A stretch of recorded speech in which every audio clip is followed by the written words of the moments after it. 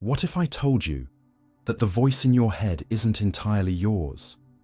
That your brain rewrites your memories every time you recall them? That your perception of now is already the past, and what you call free will might just be biological theater? These aren't theories. These are unsettling facts, verified by neuroscience, psychology, and quantum physics. Over the next 4 hours, we'll explore the cracks in your perception, the blind spots in your consciousness, and the strange truths your mind was designed to overlook. So if you're ready to question your thoughts, doubt your choices, and feel reality itself bend beneath your feet, tap like, hit subscribe, and step into the hidden architecture of the self, where nothing is quite what it seems. The universe might be a simulation designed to trick you. You live your life believing in solidity, in texture, in weight. You feel the pull of gravity, the heat of the sun, the resistance of surfaces beneath your fingertips. You trust these things, not because you've tested their reality, but because they persist. You touch a wall and expect it to hold. You speak into a room and expect your voice to echo back. There's a rhythm to this existence, a consistency that becomes comforting, even invisible. But what if that comfort is the trick? What if the constancy you take for granted is not proof of truth, but evidence of something else entirely? Imagine waking up one day and discovering that every streetlight, every tree, every stranger's face was generated in real time, not by nature, but by code, not evolved, but rendered.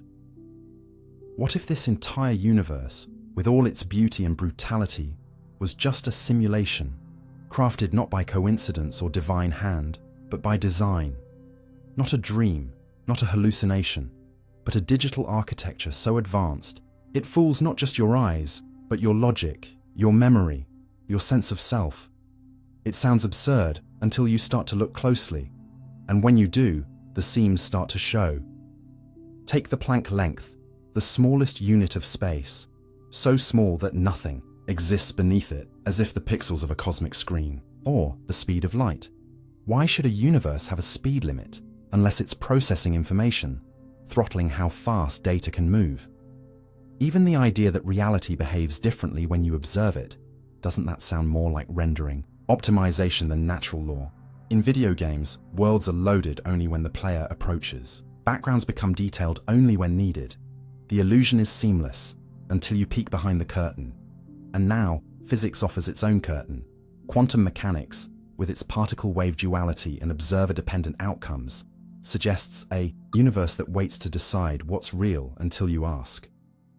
That's not just poetic, that's computational. And it invites a chilling question. Are you the player or just the rendered character?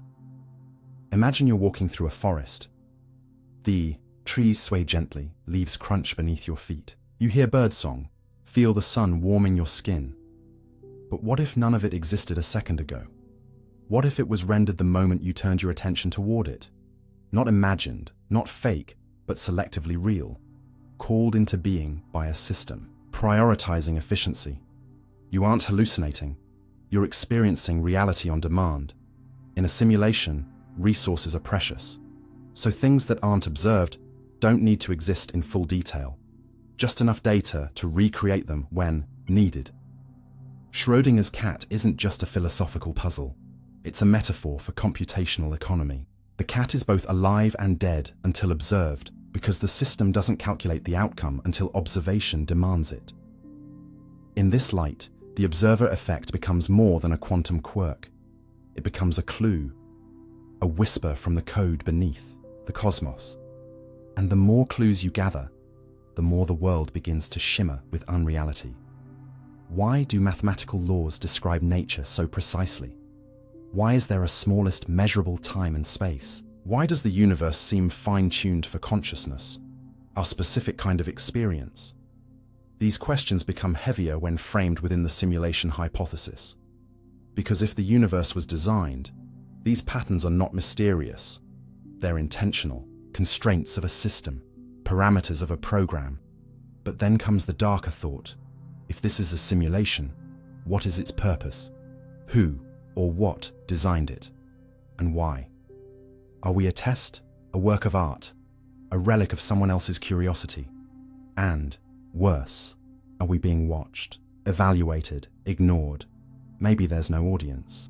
Maybe the simulation was set in motion and abandoned, like an ancient server left humming in a forgotten lab. Or maybe every moment of your life is being recorded, analyzed, dissected by intelligences so far beyond your comprehension that the idea of privacy, of agency, of identity was never real to begin with.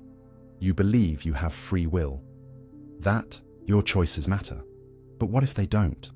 What if your preferences, your fears, your so-called decisions are all outcomes of hidden algorithms, predictive scripts fine-tuned by countless iterations? You think you're choosing tea over coffee, love over loneliness, peace over chaos. But maybe you're executing a line of code. Maybe the illusion of freedom was part of the design, an emotional lubricant to keep the system running smoothly, because simulated minds that feel free are more stable, more productive, more believable. And still, you might argue, so what if we're in a simulation? If it feels real, isn't that enough? But is it? What is the cost of living in a world where everything could be false? Where the sky above you is not sky, but rendering logic? Where death might not be an ending, but a deletion? Where love, pain, joy, suffering, everything you hold sacred, is just the side effect of code execution? Some say this is liberating, that if we're simulated, then meaning is ours to create. But others feel the vertigo of disconnection, the dread of being untethered from anything absolute. In a natural universe, at least the stars are real. In a simulated one, even the stars are suspect. And yet, the simulation hypothesis offers a strange kind of hope, because if reality is simulated, it was built. And if it was built, maybe it can be hacked, explored, rewritten. Maybe your suffering is not inevitable. Maybe death is not final. Maybe existence is not a gift, but a toolkit, a flexible framework through which you can learn, grow, transcend. But to embrace this possibility is to surrender your old assumptions, to admit that what you see, what you know, what you trust, might not be what you thought. It's to live with uncertainty, not as a problem, but as a feature, a space in which deeper truths can emerge. You begin to see metaphors everywhere. Déjà vu as a rendering glitch, intuition as background code surfacing, dreams as debug environments. The uncanny becomes familiar, the irrational becomes logical, and in that mindset, you stop asking, is this real? And start asking, what can I do with this? That's the shift, from passive recipient to curious participant, from victim of illusion to user within a system. And maybe that's all you need to reclaim your power. Because even if you are code, executed, looped, bounded, you are still aware. You are still choosing. You are still moving through the world, simulated or not, with intention. And what is intention, if not the foundation of reality? What is purpose, if not something you invent, moment by moment? Whether your brain is organic or artificial, your pain and wonder feel the same. Whether your life is rendered or born, your memories still shape you.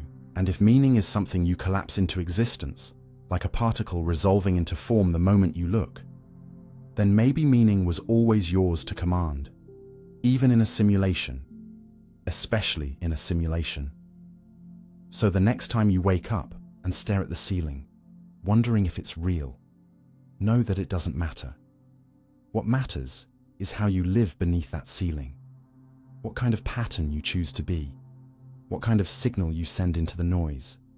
Because even if the world is just code, you are still the one running it. Most of the universe is missing, and we don't know why. You've walked into rooms and felt something missing. Your keys, your phone, a word on the tip of your tongue. But imagine stepping into the universe itself and realizing that almost everything is gone. Not lost, not broken, just absent. Picture a stage where the lights are on, the curtains drawn back, and the actors in place, but 95% of the props, scenery, and substance are invisible. You look up at the night sky and see stars, galaxies, a universe glittering with presence. But what if I told you that everything you can see, touch, measure, or even imagine makes up less than 5% of what's actually there? The rest, the overwhelming majority, is missing. and no one knows where it is, what it's made of, or why it refuses to show itself. We call it dark matter and dark energy, two placeholders. For our ignorance, two invisible titans that shape everything we know without ever letting us see their face. This isn't science fiction. This is modern cosmology. This is the quiet panic of physicists who have realized that the universe is a puzzle missing nearly all its pieces. And the metaphor that comes closest? Imagine reading a novel where every sentence makes sense, but the plot, the characters, the motivation are hidden between the lines, written in ink that no eye can see. That's our universe, a legible illusion floating on a vast sea of mystery. Let's start with what we can see. Stars, planets, dust clouds, galaxies, all of it, collectively, makes up less than 5% of the total matter-energy content of the cosmos. Less than 5. It's like tasting the icing of a cake and calling it dessert, never realizing that the real substance lies beyond your perception. The other 95% is divided between dark matter, about 27%, and dark energy, a staggering 68%. We didn't stumble on these ideas out of curiosity. We were forced to invent them. When astronomers mapped how galaxies spin, they found something strange. The outer stars weren't slowing down as they should. Based on the mass we could account for, these galaxies should have torn themselves apart, but they didn't. Something unseen was holding them together, an invisible scaffolding, like ghost hands gripping their edges.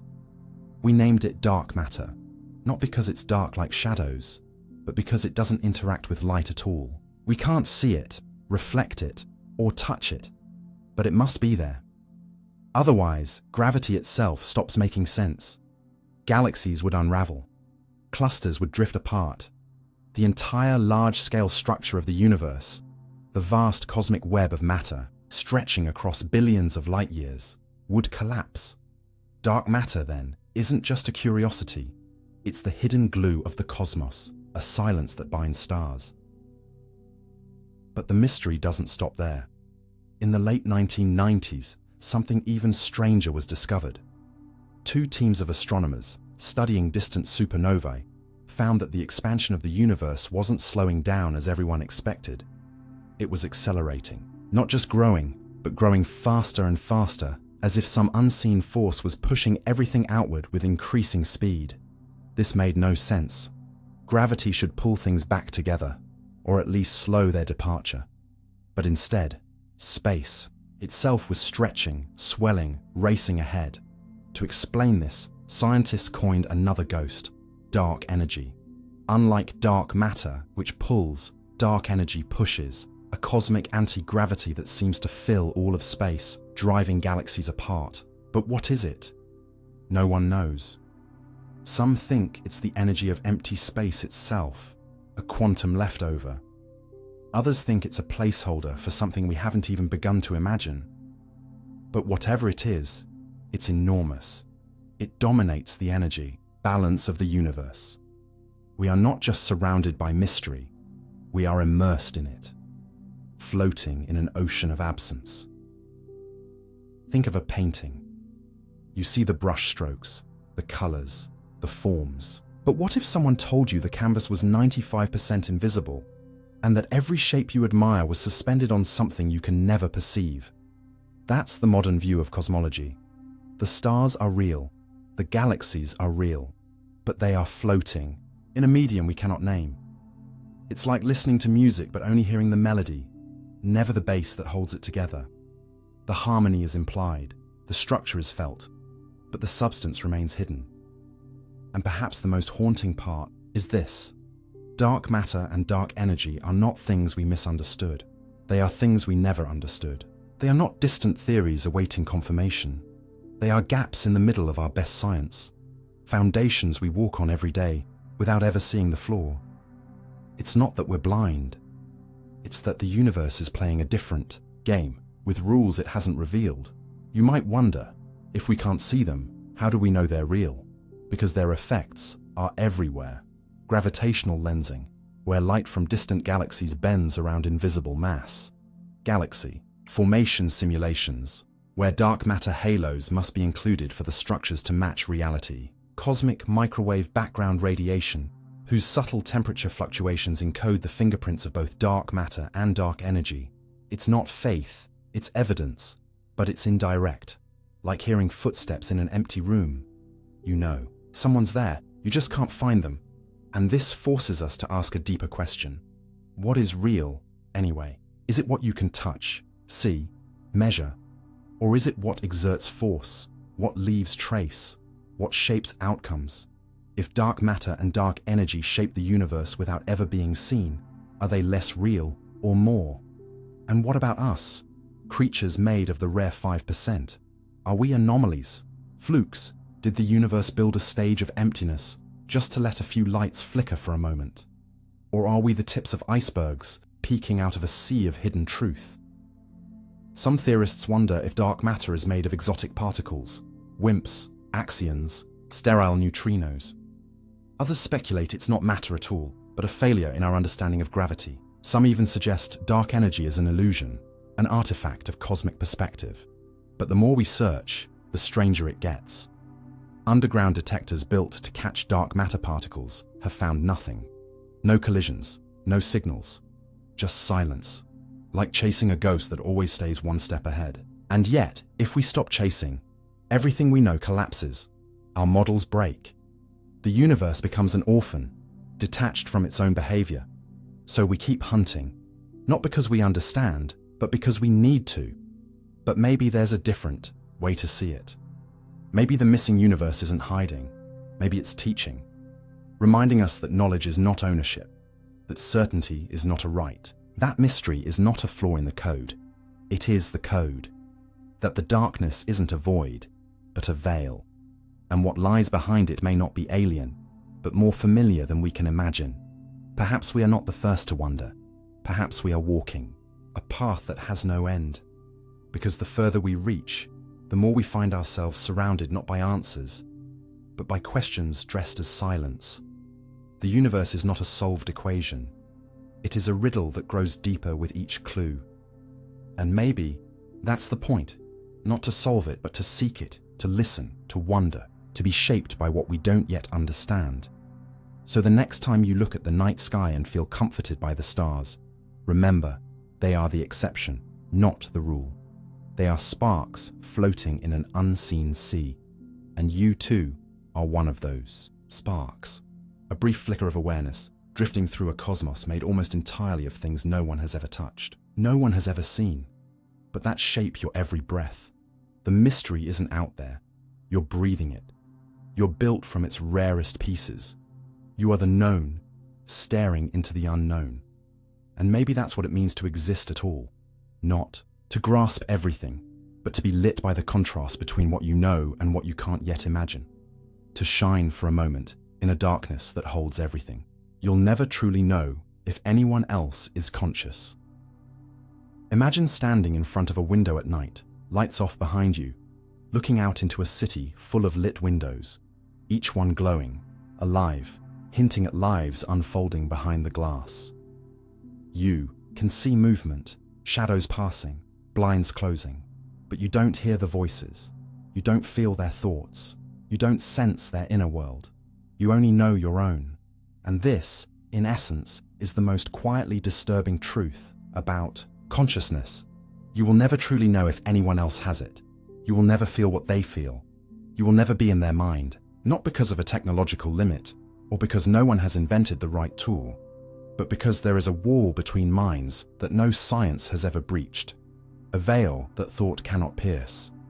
You can observe behavior, interpret words, read faces, but none of it proves that there's someone inside the skin you're looking at. And once you realize that, the world begins to look eerily hollow, like a stage filled with brilliant actors, perfect in expression, flawless in emotion, yet you cannot shake the possibility that it's all a performance.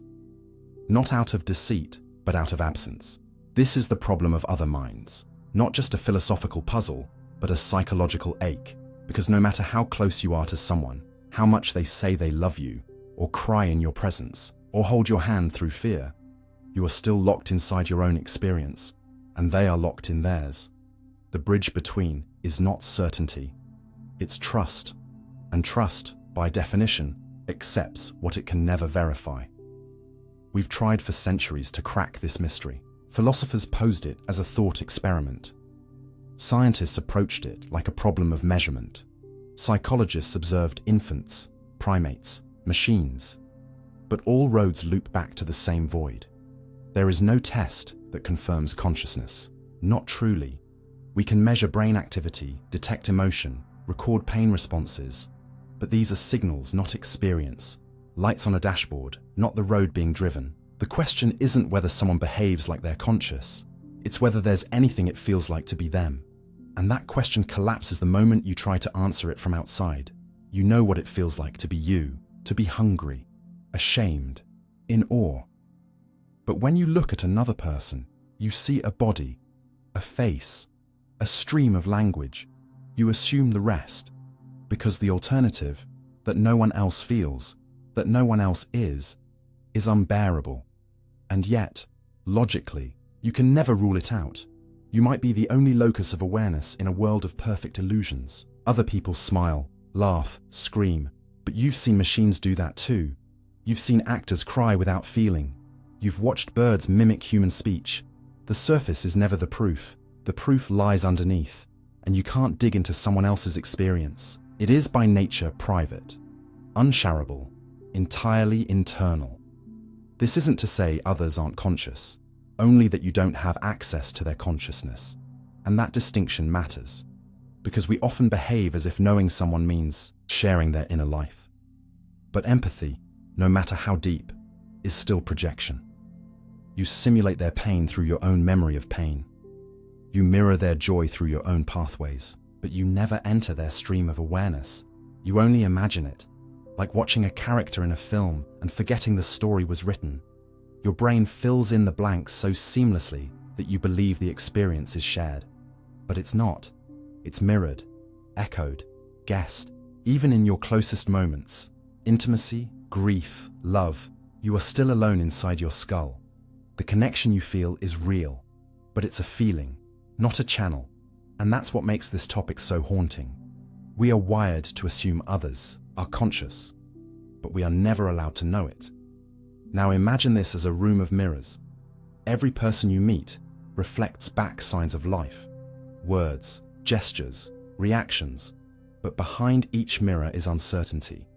Some may have minds like yours, others may not. There's no way to test it, because any test would only measure the reflection, not the source, and this opens the door to terrifying possibilities. Could someone pass every test of consciousness, yet feel nothing? Could a robot, with perfect mimicry, fool the entire world into believing it was alive, without ever experiencing a single moment? More disturbingly, could a human do the same? What if the people around you, those you admire, those you fear, are as hollow as the dolls they once played with? This isn't paranoia. It's a structural blind spot in how minds work. We are locked inside ourselves, and the doors do not open. But in that isolation, there's also something profound, because the very fact that you feel, that you know what it means to be aware, makes you part of a rare phenomenon, a flicker of subjectivity in a universe otherwise filled with silence. Stars explode, rivers flow, atoms collide, but they do not know. You do. Or at least, you think you do. And that's enough to distinguish you from everything else. You are a window through which existence sees itself. A mirror angled inward. And that is not a small thing. It means you carry something unprovable, but unmistakable. Something private, but precious. And when you look at another person, the best you can do is hope. Hope that behind their eyes is a mirror too. That they, like you, are peering out from within. This is where ethics enters, because if you cannot know who is conscious, you must assume the possibility that everyone is, not for safety, but for sanity, because the alternative, treating others as NPCs until proven otherwise, destroys the fragile foundation of meaning. It severs the only thread connecting one inner world to another. So instead, we choose to believe. We speak to others as if they hear. We comfort them as if they suffer. We love them as if their hearts respond. Not because we know they're conscious, but because we want them to be, need them to be, Because a world full of mirrors that never reflect back is not a world we can survive in. And maybe that's the deeper truth. That even though you'll never know if anyone else is conscious, your life depends on acting as if they are. Because only then can trust exist. Only then can kindness mean something. Only then can love be more than projection. You can't verify another person's soul, but you can speak to it, sing to it, suffer with it. And in doing so, you shape a world where consciousness matters, even if it hides behind glass. So, no, you'll never truly know if anyone else is conscious, but you'll keep talking, keep reaching, keep believing, because somewhere, in one of those lit windows, someone might be looking back. The brain can't tell the difference between reality and imagination. You close your eyes and picture a flame, not a real one, just an image in your mind. Yet your body responds, your pupils adjust, your skin might even register the imagined warmth. The line between what you envision and what you perceive begins to blur, and this blur is not symbolic, it's neurological. Your brain, in all its complexity, lights up in nearly the same patterns whether you're experiencing something firsthand or simply imagining it. This isn't a poetic exaggeration, it's a measurable truth. Functional MRI scans show that visualizing an object, movement, or memory activates the same brain regions as physically interacting with them. The same neural circuits fire. The same chemistry floods your bloodstream. To your brain, imagination isn't pretend, it's rehearsal. It's reality without the outside world. And once you understand this, everything changes. You begin to question not just the nature of memory and fantasy, but the nature of reality itself. If your brain doesn't distinguish between what you see and what you simulate, then how do you know what's real? And how many of your emotions, your fears, your decisions are built not on the world as it is, but on the world as your mind believes it to be? It helps to think of the brain not as a camera, but as a theater. A theater where every sensation is a performance, staged by internal systems using props from memory, prediction, emotion, and expectation. You don't simply receive reality, you interpret it, construct it, filter it. You sit not in the audience of your senses, but in the projection booth. Light enters your eyes, sound enters your ears, but before anything reaches you, it is processed, edited, narrated. A voice says, "This is red." Another says, "That's danger." Another still whispers, "You've felt this before." All of it happens faster than thought, and sometimes, without any external input at all. The brain writes its own scene, a memory, a dream, a fear, and treats it as if it were real. It sends signals to your nervous system, releases hormones, changes your heartbeat. And it doesn't apologize afterward, because to the brain, activation is truth. If the circuits fire, the experience is real. And this is why a nightmare can leave you sweating, why a memory can bring tears, why imagining success can raise your confidence, and imagining rejection can cause actual physical pain. The boundary between what happens outside and what happens inside is paper thin. This idea isn't just fascinating, it's foundational. It explains why trauma leaves scars that aren't visible, why placebo treatments often produce real healing, why anticipating pain can be as agonizing as pain itself. When you rehearse an experience vividly enough, your brain doesn't label it as practice. It processes it like it would a live event, and it wires itself accordingly. This is how neuroplasticity works. Your brain reshapes based on input, regardless of whether that input comes from reality or imagination. The phrase, "thoughts become things," is not mystical, it's anatomical. If you visualize yourself failing over and over, you condition your brain to expect that pattern. If you picture yourself healing, succeeding, reconnecting, the brain leans toward those outcomes as well. Not always in a mystical, manifesting sense, but in a practical, neurological one. Your beliefs mold your responses. Your expectations color your perception. What you imagine becomes the scaffolding of how you live.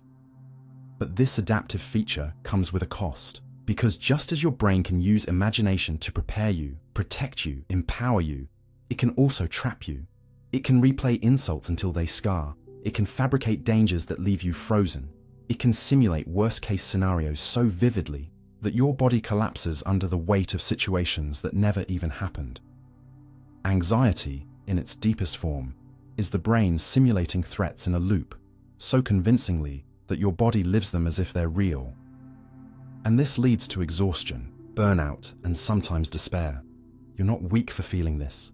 You're not broken. You're just neurologically loyal to what your imagination keeps rehearsing. Your body is responding to a theater it thinks is real life, and unless you become aware of this dynamic, you might spend years reacting to illusions as though they were reality. Now, imagine the implications of this in everyday life. When someone gives you a dirty look and you imagine they hate you, your body might react with defensiveness, sadness, withdrawal. Not because of what actually happened, but because of the mental movie you built around it. When you anticipate failure before trying, your brain triggers patterns of fear and stress, potentially sabotaging your own performance.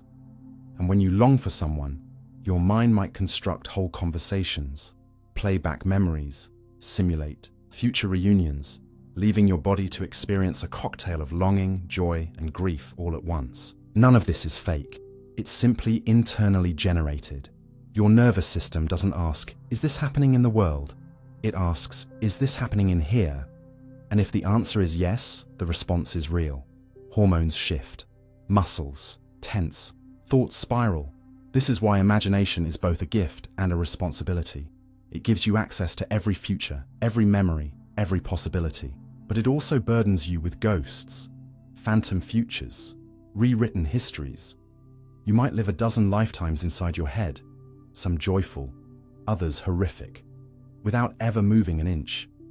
And while that might seem like wasted energy, it's actually how the brain learns. It simulates to prepare, it rehearses to predict, but when left unchecked, the rehearsal becomes the performance, the fiction becomes the script, and the life you live is one that was chosen by reflex, not awareness. Yet this knowledge also opens a door, because if your brain treats imagination like reality, then you can use that. You can visualize not just fear, but courage, not just despair, but healing, not just defeat, but rising again. Athletes do this. Therapists use this. Meditation relies on this. You don't need external proof to begin. You need focus, repetition, intention. The images you feed your brain shape its wiring. The stories you tell yourself become the language your cells speak. So if you're going to imagine something anyway, and you are, why not make it something that serves you? And perhaps this is where science meets something sacred. The realization that your mind is not just a mirror of the world, but a co-creator, that what you imagine clearly, vividly, consistently can nudge the real world into motion, if only by reshaping how you perceive it. Because perception shapes action, action shapes outcome, and outcome loops back to reinforce belief. It's not magic, it's psychology. But it feels like magic when you break a cycle of fear by simply daring to imagine a different version of yourself. Not a perfect one, just one who tries. So the next time your mind spirals into what-if scenarios, or replays painful scenes, or whispers failure before you begin, remember, your brain isn't trying to hurt you. It's trying to simulate survival. It just doesn't always know what to prioritize. That's your role.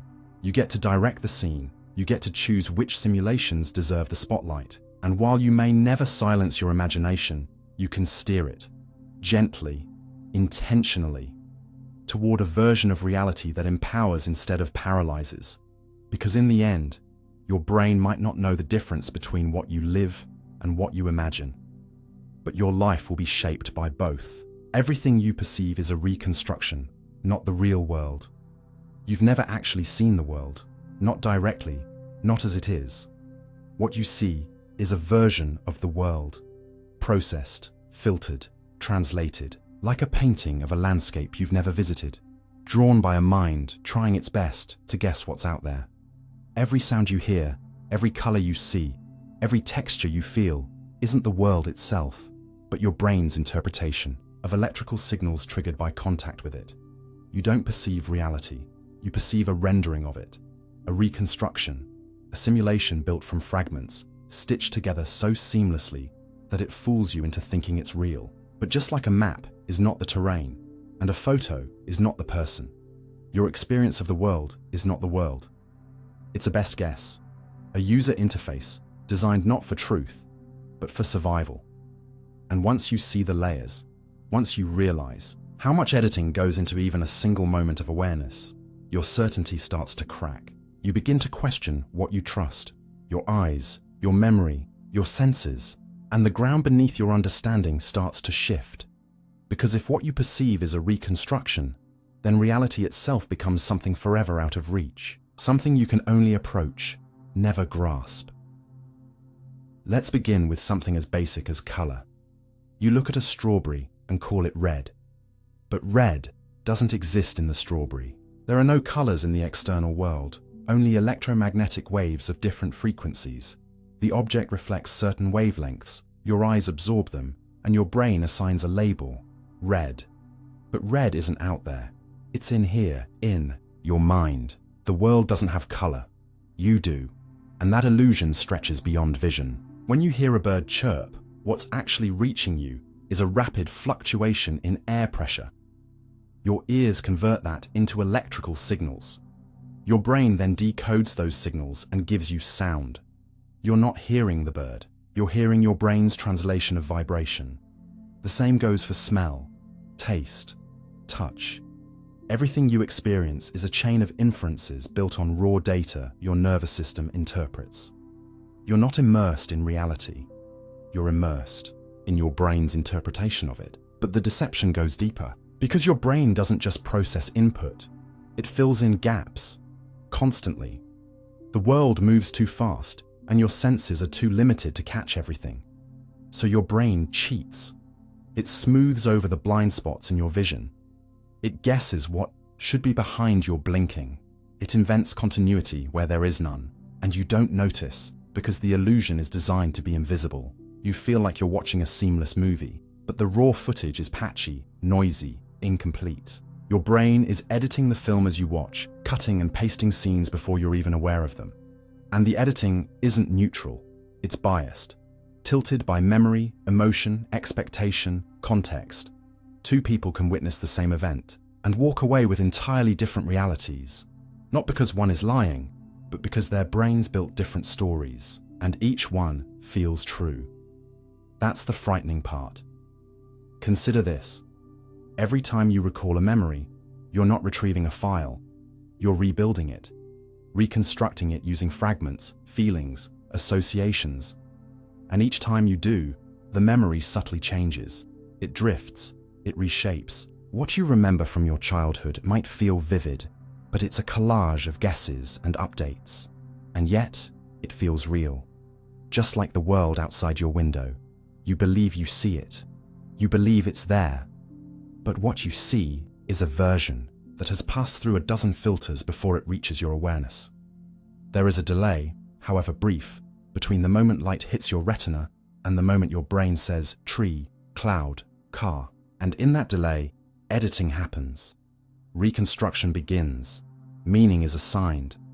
And you never see the raw footage. You never hear the unprocessed sound. You live in the edited version. This has evolutionary roots. Early humans didn't need to perceive objective truth. They needed to detect food, predators, shelter, social cues. So evolution shaped our senses not for accuracy, but for efficiency, for survival. What you see is not the real world. It's the interface, like icons on a computer screen. When you drag a folder to the trash, you don't need to know how the hard drive rewrites the data. You just need a simple metaphor, a trash can. That's your experience of reality, not the data, the metaphor. And just like an interface hides the complexity beneath, your consciousness hides the messy, raw mechanics of what's really happening out there. You get the summary, the shortcut, the metaphor that lets you function without being overwhelmed. This is why two people can argue over what happened, and both feel absolutely right. They experienced different reconstructions. Their brains built different versions of the event based on different priors, emotions, assumptions, fears. This is why eyewitness testimony is often unreliable, why memories change under pressure, why perception is malleable, even hacked by stress or trauma. And it's not a flaw in design. It's how the system works. Your brain isn't a passive recorder, it's an active builder. And every moment of your life is shaped by what it builds. But once you realize that your perception is a construction, not a reflection, a strange kind of freedom opens up. Because if your experience is malleable, so is your relationship to it. You can't change reality, but you can change how you reconstruct it. You can train your attention, alter your interpretation, influence the story your brain tells. And this is the foundation of everything from mindfulness to cognitive therapy to artistic creation. You are not doomed to a fixed perspective. You are a storyteller with editing rights. And the more aware you become of the reconstruction, the more power you have to shape it consciously, rather than unconsciously repeating the same interpretations over and over. Still, this insight comes with humility. It means you must doubt your certainty. Because the world you see, the people you judge, the problems you face, might be different than you believe. Your anger, your fear, your craving, your assumptions. Each one might be rooted in a perceived world, not the actual one. And while that doesn't make your feelings invalid, it makes them worth examining. Because if your brain is building the world, then questioning the blueprint might change what you see. So the next time you walk into a room and feel rejected or praised or threatened, pause. Ask, is this what's really happening? Or is this my reconstruction? Is this the world as it is? Or the world as I've been taught to see it? Your answer might not come easily, but the asking itself breaks the illusion. And once the illusion cracks, you gain a rare kind of awareness, not of the world itself, but of the lens you're using to view it. And sometimes that's enough to shift everything. Because in the end, your brain's job is not to show you truth, it's to keep you alive. But your job, once you become aware, is different. Your job is to see clearly, to recognize that every thought, every sensation, every memory is a reconstruction, a story being told to you, by you. And while the raw world may remain unreachable, your perception of it is yours to reshape, thought by thought, frame by frame, not to escape reality, but to engage with it more honestly. To peel back the surface and begin to ask the quiet, unsettling question beneath all awareness. Not what is out there, but what am I choosing to see? What you see has already happened. You live in delay. Imagine watching a live broadcast with a tiny, unnoticeable lag. The game's already been played, but you're still cheering, reacting, thinking it's unfolding in real time. Now imagine that this isn't just your TV, but your life. Every moment you see, every movement you track, every face you look into, it's already happened. You're always a few milliseconds behind reality, not metaphorically, literally. The world you perceive has already moved forward by the time your brain finishes constructing the image. You're chasing the present, but never quite catching it. And the delay, though small, is a revelation. Because it means your experience of now is a beautifully edited playback, stitched together from light, sound, memory, and expectation. You are not living in the present. You are living in the echo of it. And once you grasp this, your sense of control, certainty, and immediacy begins to dissolve. Because you realize you've never truly seen the world as it is, only as it was. Let's break down the timeline. Light from an object enters your eyes and hits your retina. That information is converted into electrical signals and sent to your brain.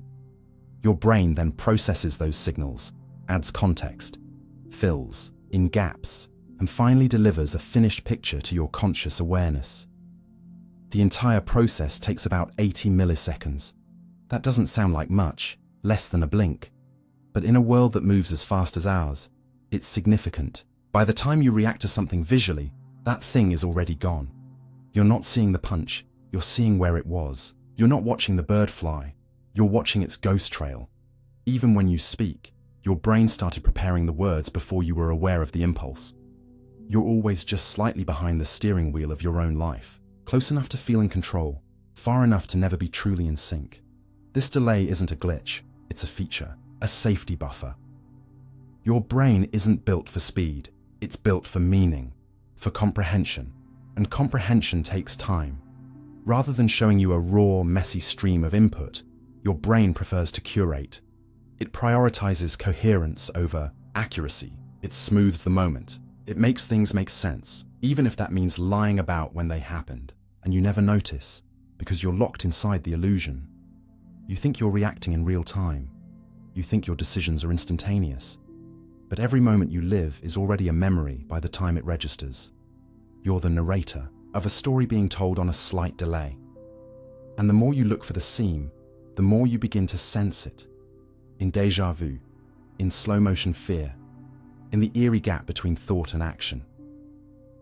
Sports scientists have observed this in athletes. A baseball batter, for example, doesn't have enough time to react to a 95 mph pitch after it's been thrown.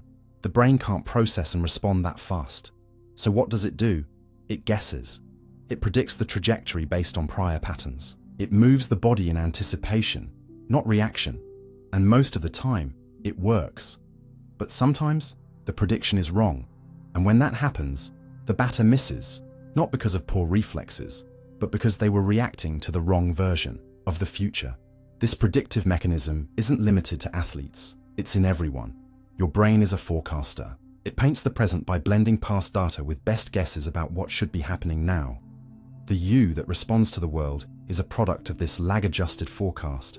And yet, because it feels seamless, you trust it. This temporal lag also explains strange phenomena. Have you ever felt like your body moved before you consciously decided to? That's because it did. Neuroscience shows that the brain's readiness potential, a buildup of electrical activity before voluntary movement, occurs hundreds of milliseconds before you're aware of making a decision. Your brain starts the action, then sends the "you chose this" signal afterward. Free will in that light becomes not a command, but a commentary, a post-event explanation. Like a sports announcer describing a play that's already occurred. You feel like the author, but you're the narrator, and the story is already underway. Even emotions live in delay. When you feel sudden fear, the response is triggered before you understand why. A noise, a movement, a shadow. Your body jolts, your heart races, and only later does your mind construct a reason. That looked like a snake. But by then, the reaction has already come and gone. The cause is retrofitted, the fear arrived first, and the explanation was fabricated to make it feel like a choice, like something you understood. This post hoc rationalization is your brain's way of keeping the illusion of continuity intact. You didn't flinch because of randomness. You flinched because you knew. Except you didn't. You just caught the echo and built a story around it. But what happens when we zoom out and apply this concept to our lives as a whole? If every perception is delayed, then every assumption built on those perceptions is also slightly off. The way you remember someone's expression, the way you interpret a tone of voice, the way you respond to danger or joy, it's all based on data that's already expired. Your understanding of the world is always catching up, and yet you make decisions, form beliefs, build relationships, all from within a loop that's slightly behind the present. This doesn't mean your life is a lie, but it does mean it's a story, and that story is based on what just happened, not what's happening now. This understanding can lead to anxiety or liberation. If you expect your reactions to always be perfect, instantaneous, fully in tune with the moment, you'll be frustrated. But if you accept the delay, you gain clarity. You give yourself space. You stop expecting yourself to be flawless in the moment and instead become aware of the lag. That awareness lets you pause, recalibrate, make room for a second look, a second thought, a second chance. Because the first reaction is always a step behind, but the second can be a step ahead. Metaphorically, it's like living in a train car with soundproof windows. You see the trees passing, the landscape shifting, but you don't hear the train. You don't feel its true speed. Everything feels slower than it is, quieter, more composed. And then, sometimes, you get a jolt, a sudden swerve or noise that reminds you This thing is moving faster than you thought. Your perception is a passenger. The train is reality. And you're always a little behind the curve. But knowing that doesn't weaken your experience. It sharpens it. It makes you attentive, curious. It reminds you to be gentle with your assumptions and more intentional with your reactions. So next time someone startles you, or a memory shifts, under pressure, or a decision feels both instant and inexplicable, remember, you're living in delay. But that delay isn't a curse, it's a mirror. It shows you how your mind works, how it assembles the world. And that insight, once seen, clearly, lets you step just a little closer to truth. Not by racing to catch the present, but by understanding why you're always just behind it. The universe might be fine-tuned for conscious life. Picture a vast cosmic safe, the kind you see in spy films. It has dozens of dials, hundreds of switches, each one representing a different fundamental constant of the universe. One dial sets the strength of gravity, another determines the mass of the electron, another the expansion rate of space. Every setting must be precise, down to decimal points that make human precision seem like finger painting. Now imagine that this safe, against impossible odds, has been opened, not by accident, but perfectly aligned to allow life. Not just atoms, not just stars, but consciousness, awareness, you. And suddenly you have to ask the question most people spend their lives avoiding. Is it a fluke, or is it a clue? The idea that the universe might be fine-tuned for life, specifically for conscious life, is not philosophy dressed in mystery. It's physics rubbing up against awe. Let's start with what fine-tuning really means. In the equations that govern the cosmos, the constants, like the speed of light, the gravitational constant, the strength of the strong nuclear force, are not arbitrary. They are fixed, but they didn't have to be. The equations could have had different values. And here's the catch. Even the slightest tweak to some of these numbers would render the universe lifeless. If gravity were just a hair stronger, stars would burn out too fast. A touch weaker, and stars wouldn't form at all. If the strong nuclear force were marginally different, atoms wouldn't hold together. If the expansion rate of the universe had been just a little faster after the Big Bang, matter would have flown apart, and galaxies never formed. We live, it seems, in a narrow habitable zone, not just on Earth, but in physics itself, like balancing a pencil on its tip for billions of years, and somehow it stays upright. This isn't mystical speculation. It's an observable tension in the fabric of cosmology. The constants of nature appear suspiciously just right, and they're not just right for any kind of universe. They're right for a universe that contains observers. This is where consciousness enters the frame. Because the laws of physics don't just permit atoms, they permit thoughts. They allow for organisms to develop senses, self-awareness, morality, and meaning. And if that doesn't unsettle you, you haven't understood it. It's one thing for a universe to permit planets and suns. It's another for it to permit Shakespeare, Mozart, the feeling of falling in love, the taste of strawberries, the sound of rain. The question isn't just, why is the universe habitable? It's, why is it so richly habitable that life not only survives, but wonders? Some argue it's just coincidence, that there are trillions of universes, and we just happen to be in the one that works. Like buying a billion lottery tickets and being shocked that one of them won. This is the multiverse theory, an infinite field of universes, each with different constants, most sterile, most dead, but some, like ours, teeming with possibility. In this view, we're not special, just lucky. Like a fish marveling at how perfectly water supports swimming, forgetting that fish can't live where water isn't. But there's another possibility, one that feels dangerous to speak aloud because it edges close to design. What if the universe wasn't just one among many, but built this way, either by necessity or intention? What if consciousness isn't an accident of matter, but its goal? That's the unsettling edge of the fine-tuning idea. It suggests that reality, from the moment of its birth, was tilted toward awareness, that atoms yearned to become brains, that the laws of nature were coded to give rise not just to movement, but to meaning.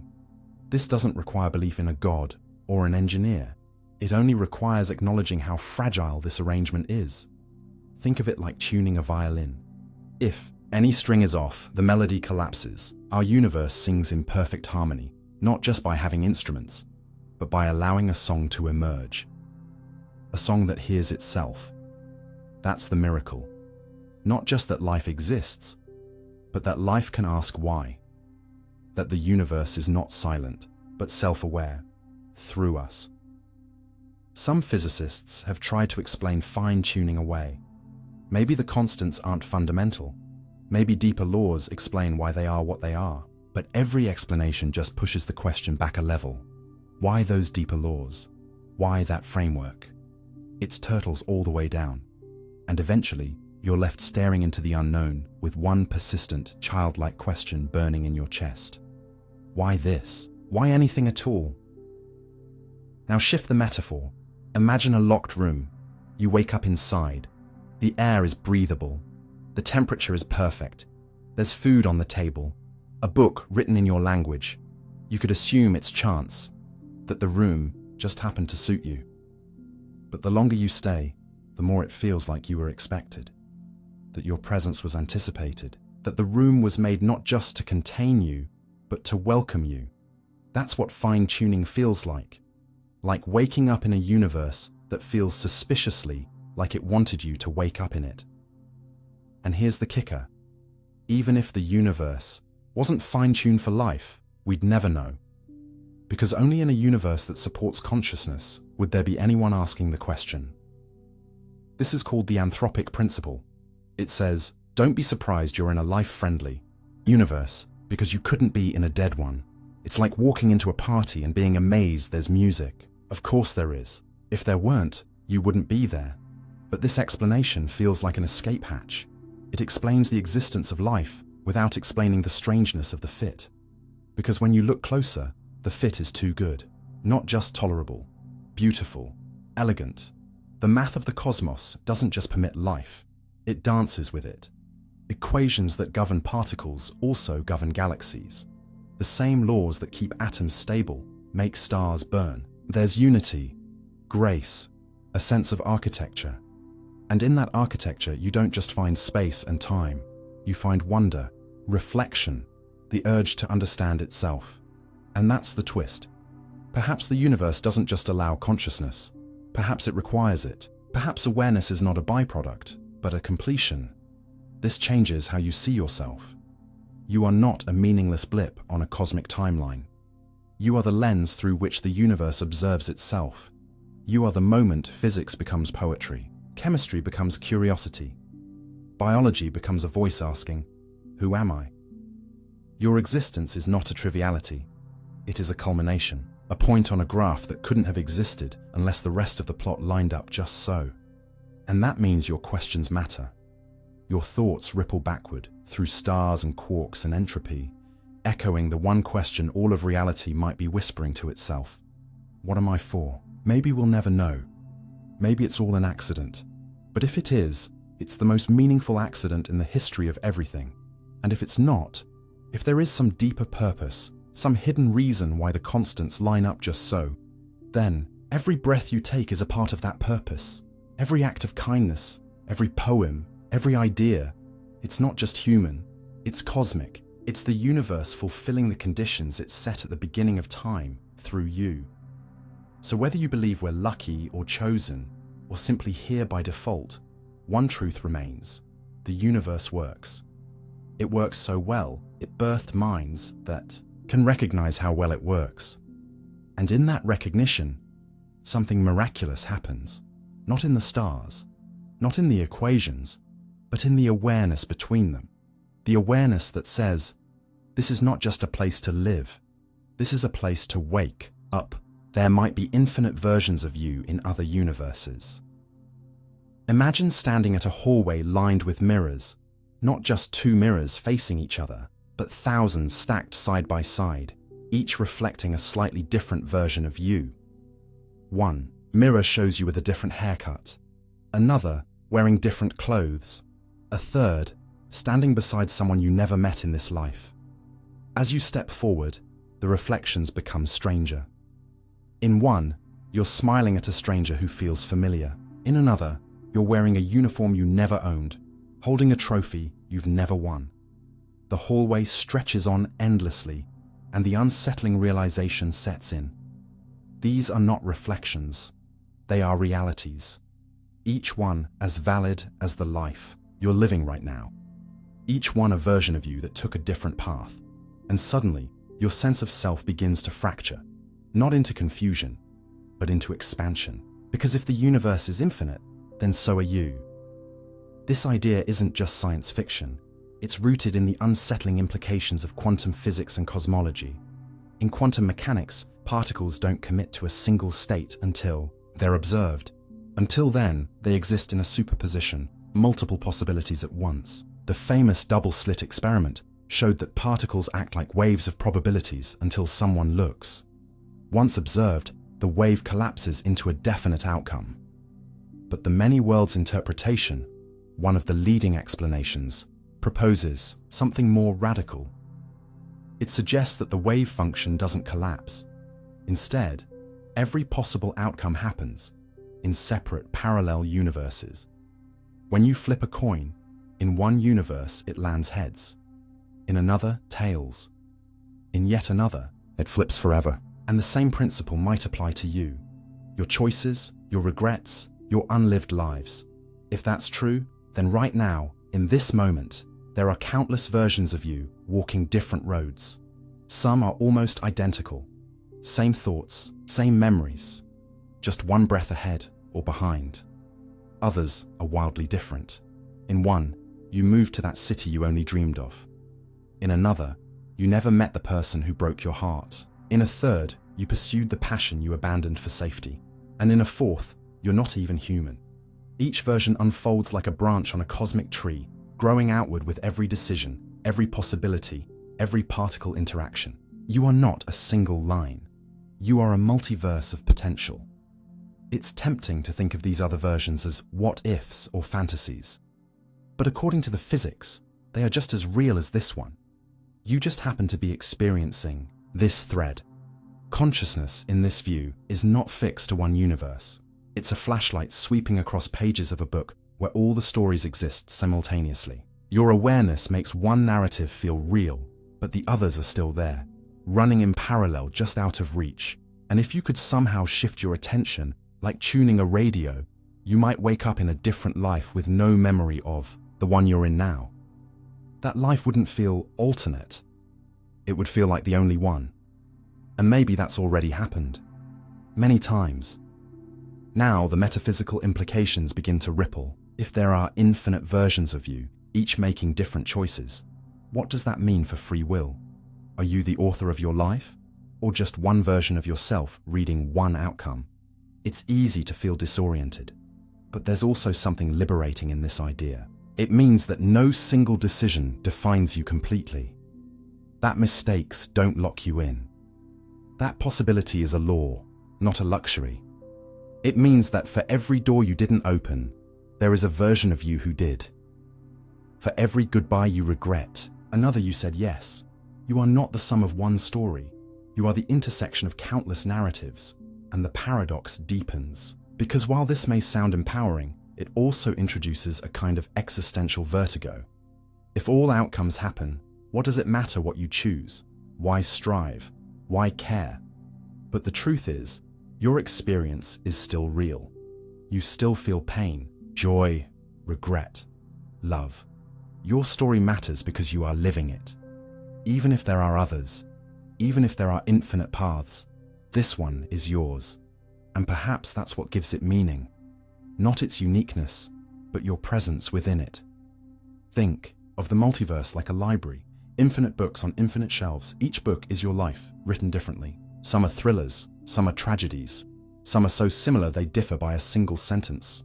Others are unrecognizable, but you can only read one at a time. Your consciousness is the reader.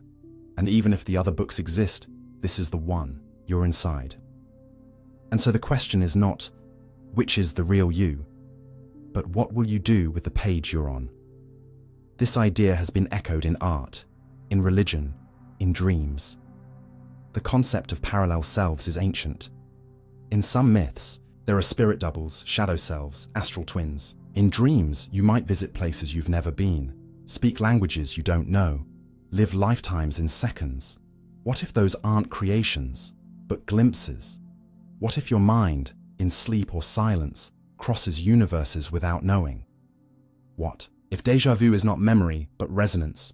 Two versions of you brushing past each other for a flicker of time. The psychological weight of this realization can be profound. You start to see yourself not as a single identity, but as a pattern, a structure that repeats with variations, and that reframes everything. When you fail, you remember. Somewhere, you succeeded. When you hesitate, you remember. Someone with your face was brave. When you feel alone, you realize, across the stars, you are never alone. You are everywhere. And that thought, though cosmic, can be intimate, because it reminds you that you are not trapped. You are not doomed by your past. You are fluid, but be careful. This isn't an excuse to escape accountability. You can't say, another version of me made the right choice, so I don't have to. That's like watching another person exercise and expecting to get fit. Your actions here still shape your experience. This is your branch of the tree. You water it or you don't. You write or you erase. The other versions may exist, but they are not living this moment. Only you are. So what do you do with this knowledge? You stop living like your story is fixed. You stop treating your life like a narrow hallway and start seeing it as a field. A vast open field of choices, each one blossoming in different directions. You stop fearing regret, not because it disappears, but because it no longer defines you. And you start to walk forward with curiosity, not certainty. Because if the multiverse is real, then life is not a sentence. It's a language, and every version of you is speaking a different dialect of the same truth. I am possible, and maybe, just maybe, somewhere out there, another you is listening. Your memory is rewritten every time you recall it. Think of your memory like a soft wax tablet rather than a locked vault. Each time you press into it, each time you revisit a moment, it reshapes, not intentionally, not maliciously, but subtly, quietly. A small edge blurs, a detail shifts, a sound that never happened is suddenly there. A glance becomes a stare. A neutral phrase takes on a tone. You don't notice the change because the new version feels just as real, sometimes more so, but it's no longer the memory you once had. Every recollection is a rewrite, not a replay. Your mind is not retrieving a file, it's repainting a scene, and with each stroke, it introduces variations that blend with what you believe is truth. And just like that, memory transforms into myth. We like to think of memories as frozen snapshots, clean, crisp, preserved. But neuroscience paints a different picture. Memories are reconstructions, not recordings. When you remember something, your brain doesn't retrieve a perfect image. It rebuilds the experience from fragments, bits of sight, sound, emotion, and context, and assembles them into a coherent story. It uses clues from the present to fill in the gaps from the past, and in doing so, it often alters the original. The more emotionally charged a memory is, the more it gets rehearsed, and paradoxically, the more it becomes vulnerable to distortion. Your most vivid memories, the ones you're sure are accurate, may be the most revised. One of the most striking studies on memory distortion came from psychologist Elizabeth Loftus. In her research, she demonstrated how easily people's recollections could be manipulated. By simply changing a word in a question, she could alter a subject's memory of a car crash. How fast were the cars going when they smashed into each other? Led to higher speed estimates than hit. And more than that, participants recalled seeing broken glass, even when there was none. This isn't about gullibility. It's about the mechanics of memory itself. Your brain doesn't store the past. It constructs a version of it, using current input as scaffolding. This phenomenon isn't just academic. It's deeply personal. Think about a childhood memory, perhaps of a family trip, a favorite toy, a moment of shame or joy. You've told the story many times. It's become part of your identity. But what if parts of it aren't real? What if over the years your brain, trying to protect you or make sense of the moment, subtly edited the facts? Maybe someone else's memory seeped into yours. Maybe your interpretation hardened into certainty. Maybe your narrative replaced reality. This isn't deception, it's how the mind works. And once you know this, your sense of self begins to shift. Because who are you, if not a collection of memories? And what are those memories if not fiction blended with fact? The implications are profound. It means that memory is malleable, that every time you tell a story about your past, you're not just recounting it, you're rewriting it, not just for others, but for yourself. And each retelling reinforces the new version. This is why eyewitness testimony can be so unreliable. Why two siblings can remember the same event in drastically different ways. Why you might argue with someone over what really happened, and both of you are sure you're right. You're both telling the truth, and you're both wrong. But memory distortion isn't always harmful. Sometimes it's protective. Your brain may soften painful details to shield you. It may cast someone in a kinder light to preserve a connection. It may blur trauma to allow you to move forward. These aren't flaws, they're functions. Your mind is constantly editing your narrative, not just for accuracy, but for survival. It prioritizes meaning over precision, continuity over chronology. And in doing so, it keeps you sane, even if it means telling you stories that didn't exactly happen the way you think they did. Still, this raises unsettling questions. If your memories are unreliable, how can you trust your experiences? How can you be sure of what shaped you? And if identity is built on memory, then who are you really? The answer isn't to distrust yourself entirely, but to become more aware of the storytelling nature of memory. To hold your past not as a rigid truth, but as a living document. One that breathes and shifts and reflects not just what was, but who you are now. Because memory isn't static, it evolves with you. Let's shift the metaphor. Picture your memory as a palimpsest, a manuscript that's been written on, erased, and rewritten multiple times. Beneath the visible text are traces of earlier versions, faint but not gone. When you recall something, you're not reading the original ink. You're reading a layered version, colored by mood, perspective, and context. Sometimes, the newer writing overwrites the old entirely. Sometimes, it blends. And sometimes, the original seeps through in unexpected ways. Dreams, triggers, flashbacks, but it's never untouched. Never pure. This dynamic also explains why nostalgia feels so powerful. When you remember the good old days, your brain isn't giving you a neutral snapshot. It's highlighting the pleasant parts and downplaying the rest. The lighting is warmer, the people more kind, the moments more meaningful. This isn't dishonesty, it's design. Nostalgia is your brain's way of comforting you, of stitching continuity between who you were and who you are. But it's also a kind of illusion. You miss a version of the past that may never have existed the way you recall. And what about collective memory? Entire societies remember events differently. History books tell one story, oral traditions tell another. Myths emerge, persist, evolve. Cultures pass down narratives that shape identity and behavior. But these too are subject to the same distortions, reshaped by each generation, each retelling.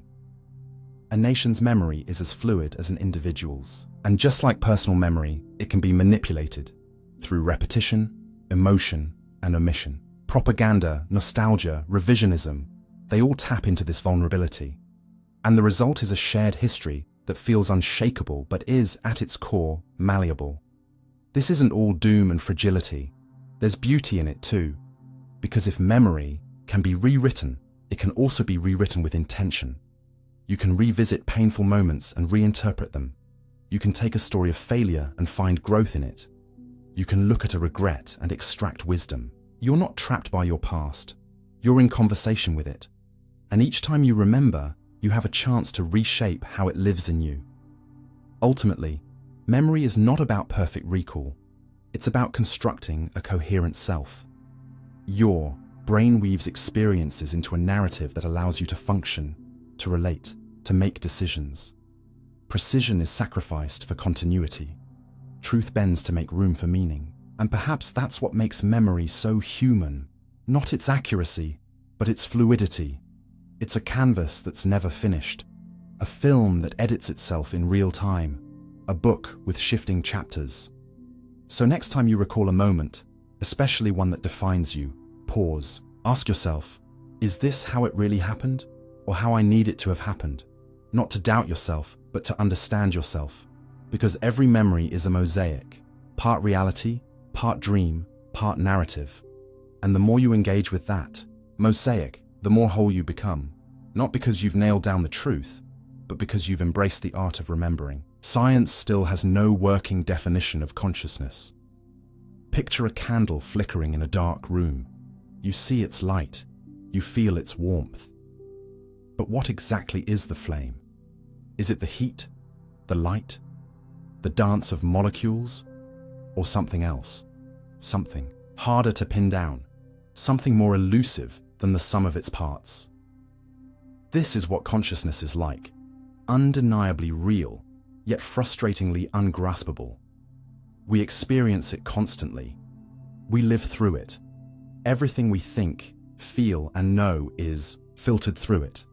And yet, despite centuries of philosophy and decades of neuroscience, science still doesn't know what it is. We can map brain activity, track chemical reactions, even mimic some cognitive processes with artificial intelligence.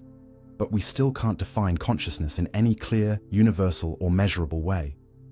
It is the ghost in the machine, the whisper behind every thought, the question inside the question. Neuroscience has made breathtaking progress in recent years. We can identify the regions involved in language, emotion, memory, and perception. We can induce sensations with electrodes. We can shut down awareness with anesthesia and observe its return. But none of this answers the core puzzle. Why and how do these electrical signals produce subjective experience? Why does the brain not only process information, but also feel like something? This is known as the hard problem of consciousness, a term coined by philosopher David Chalmers. It's hard not because it's technically difficult, but because it may be conceptually unsolvable within our current frameworks. It asks, how does matter give rise to mind? You can scan someone's brain while they watch a sunset and measure which neurons fire in which patterns.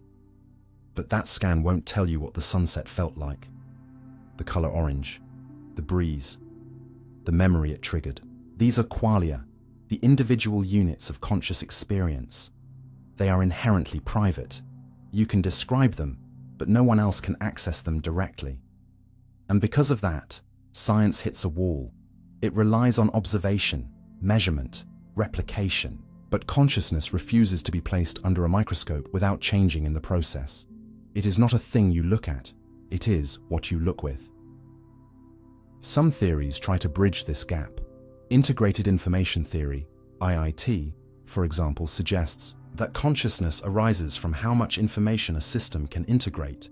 The more complex and interconnected a system is, the more aware it becomes. Another model, global workspace theory, compares consciousness to a theater spotlight.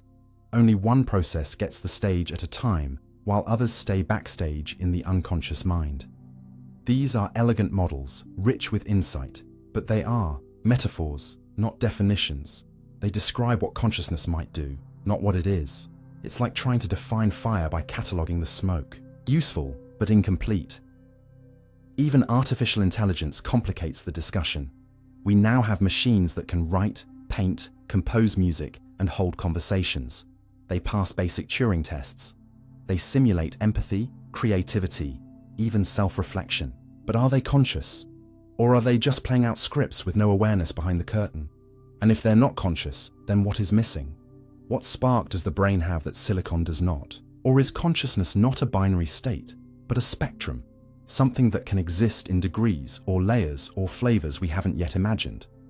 Philosophy hasn't fared much better. Descartes famously said, "I think, therefore I am." But that tells us we exist, not what that existence is. Eastern philosophies, like those in Buddhism and Vedanta, approach consciousness not as a byproduct of the brain, but as the fundamental substance of reality, the canvas upon which all experience is painted.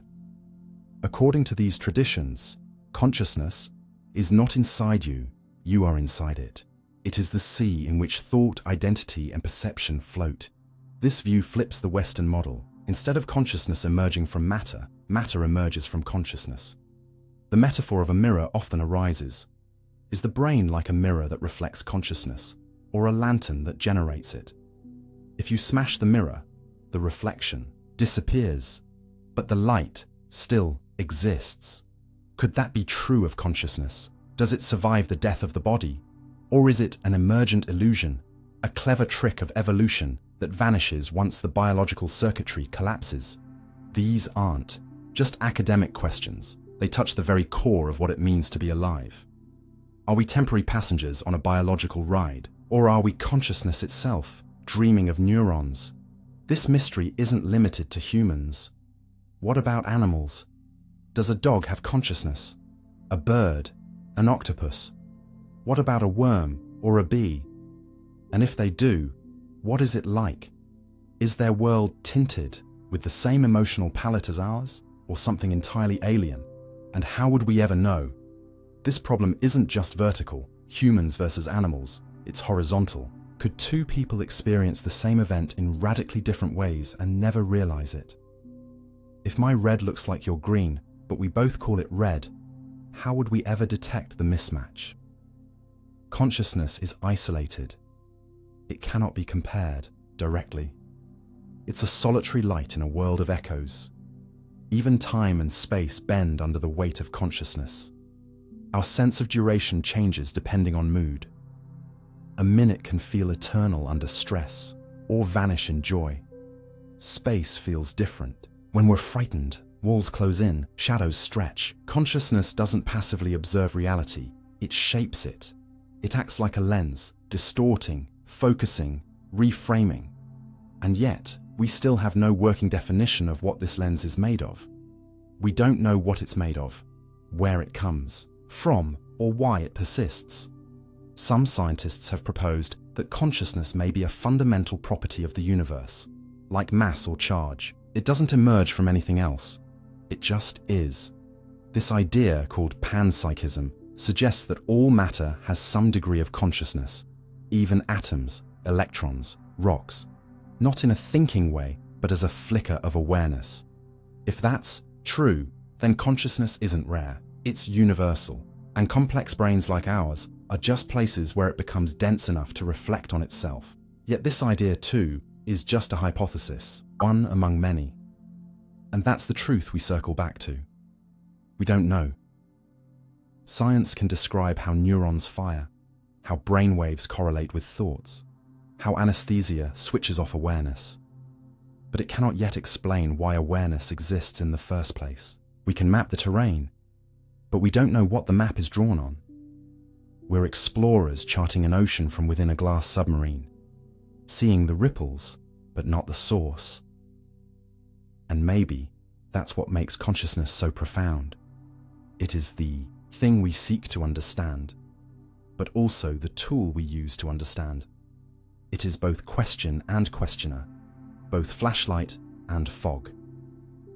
To study it is to hold a mirror up to a mirror and try to find the original. But in doing so, we glimpse something intimate and infinite, that there is more to being human than neurons and data. There is mystery, there is wonder, there is the simple, strange fact that you are aware right now, reading these words, feeling time, holding thoughts that only you can access. And no matter how much science progresses, that flame, the one in the dark room, still flickers, refusing to be named. Space isn't empty. It's full of invisible fields and fluctuations. We often imagine space as a silent void, an endless cold canvas stretching infinitely in all directions, filled with nothingness except for the occasional star or planet. But this picture is an illusion, a mental placeholder for something far stranger and more alive. What we call empty space is not empty at all. It's more like a restless ocean, seemingly calm from a distance, but in reality teeming with invisible currents, hidden storms, and constant ripples that never stop moving. Imagine standing on a frozen lake that looks solid under your feet, yet beneath the surface, the ice is cracking, reforming, whispering with energy. That's space, still on the surface, seething underneath. Quantum field theory, one of the most successful frameworks in modern physics, tells us that every particle in the universe is an excitation, a ripple, of an underlying field that spans all of space. There isn't just one field, but many. A field for electrons, a field for quarks, a field for photons. And these fields don't switch on when particles appear. They are always there, always vibrating, always fluctuating, whether we detect anything or not. Even in the absence of particles, even in the deepest vacuum we can engineer, these fields remain. They hum with what physicists call vacuum fluctuations. Brief, spontaneous eruptions of energy that arise from the very fabric of reality and then vanish almost instantly. It's as if the universe is playing a game of quantum whack-a-mole beneath our feet. Particles pop into existence, then annihilate before they can be seen. This isn't science fiction, it's measurable. In fact, the Casimir effect, a real and observed phenomenon, proves that vacuum fluctuations are not only real, but can exert physical force. When two uncharged metal plates are placed extremely close together in a vacuum, they are mysteriously pulled toward one another, not because of gravity or magnetism, but because the quantum fields between them are subtly different from the ones outside. The so-called empty space is doing the pulling. This leads us to a deeper realization. Space is not a background. It's not a passive stage where the cosmic drama unfolds. It's an active participant in the story. Space is dynamic, flexible, and saturated with potential. Like the surface of a trampoline, it bends under weight, snaps back when disturbed, and responds to motion. This is the essence of Einstein's general relativity, that gravity is not a force in the traditional sense, but a warping of space-time itself, a deformation in the invisible fabric caused by mass and energy. You don't fall toward the Earth because it pulls you. You fall because Earth has reshaped the space beneath your feet.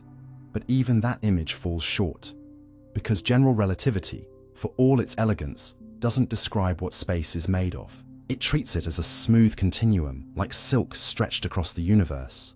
Quantum theory disagrees. It suggests that, on the smallest scales, space is granular, discrete, foamy.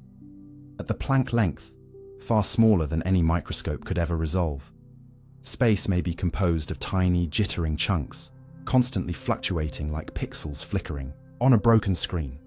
This so-called quantum foam is more like boiling soup than calm emptiness. The closer you zoom in, the more violent and unpredictable everything becomes. This quantum turbulence isn't just theoretical. It might be responsible for dark energy, the mysterious force accelerating the expansion of the universe. It might also underpin virtual particles, which affect particle behavior even when no real particle is present. These fluctuations can alter the energy levels of atoms, affect light as it travels, and might even be connected to the Higgs field, which gives particles mass. In other words, the vacuum isn't a void, it's a hidden engine, constantly generating, influencing, and shaping the universe at every level. To visualize this, imagine a massive, invisible loom woven with countless threads of light, energy, and information. Most of the time, these threads cancel each other out, leaving the illusion of calm. But occasionally, the weave knots, stretches, or vibrates, creating matter, motion, and form. The loom is space itself, and everything we call something, stars, atoms, thoughts, is a brief twist in its invisible threads. There's another layer to this: entanglement. Quantum entanglement suggests that particles can be linked across vast distances, such that the state of one instantly affects the other, regardless of how far apart they are. This doesn't just challenge our understanding of causality, it hints that space might not be what separates things, but what connects them. That the very structure of space might be more like a web of relations than a collection of distances. From this angle, space is not neutral terrain. It's an intimate network of unseen ties. Even time itself might not be independent from these fields.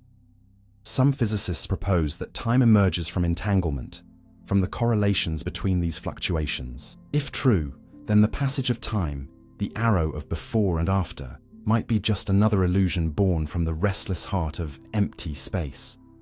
This realization is profound and a little unsettling. We walk through space every day. We look into the night sky and imagine silence, distance, stillness. But in truth, we are walking across a sea of storms. Every atom in your body is affected by the invisible fields that ripple beneath you. Every breath you take is shaped by a universe that is constantly trembling, responding, shifting at levels we can't even conceptualize. You are floating not through nothing, but through a hidden world more complex and electric than anything you've ever imagined. And perhaps that's the ultimate metaphor. We are like children playing in a field of grass, unaware that just beneath the soil lies a vast network of roots, insects, and microbial life. A hidden world that sustains the one we can see. The soil looks solid, the field looks calm, but just beneath the surface, everything is moving. The observer can become the observed. Consciousness, feedback loops.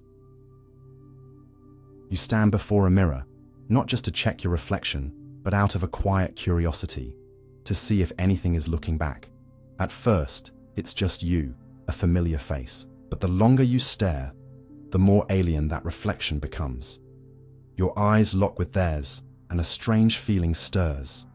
The sensation that something inside the glass is observing you right back. In that moment, the roles begin to blur.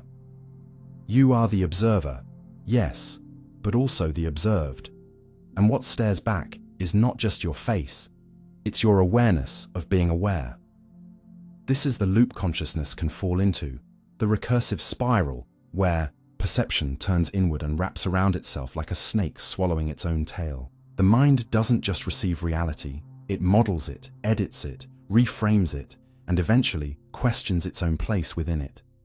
We tend to think of observation as passive. You see, you hear, you process. But once the observer becomes the object of its own gaze, the nature of reality starts to bend. Like a camera pointed at its own live feed, feedback emerges. Echoes of thought loop through layers of reflection until it's unclear where the seeing ends and the being begins. Consciousness, it turns out, is not a light shining outward. It's a hall of mirrors in which every beam eventually turns back on itself. This recursive quality of the mind isn't just philosophical musing. It's a fundamental challenge in science, psychology, and even artificial intelligence. The idea that consciousness can observe itself, analyze itself, and even attempt to alter itself introduces a paradox that is both deeply human and profoundly destabilizing. A machine can record its environment, a camera can track movement, but a mind can watch its own thoughts, question its own motivations, simulate possible futures, replay alternate pasts, and then judge itself for all of it. You think a thought, and then you think about the fact that you thought it. This second-order awareness is uniquely complex, creating not just experience, but commentary on experience. It's like living your life while simultaneously narrating it, critiquing it, censoring it, and fantasizing about its rewrites. And the more you analyze the story, the harder it becomes to know whether you're actually living it, or just watching yourself go through the motions.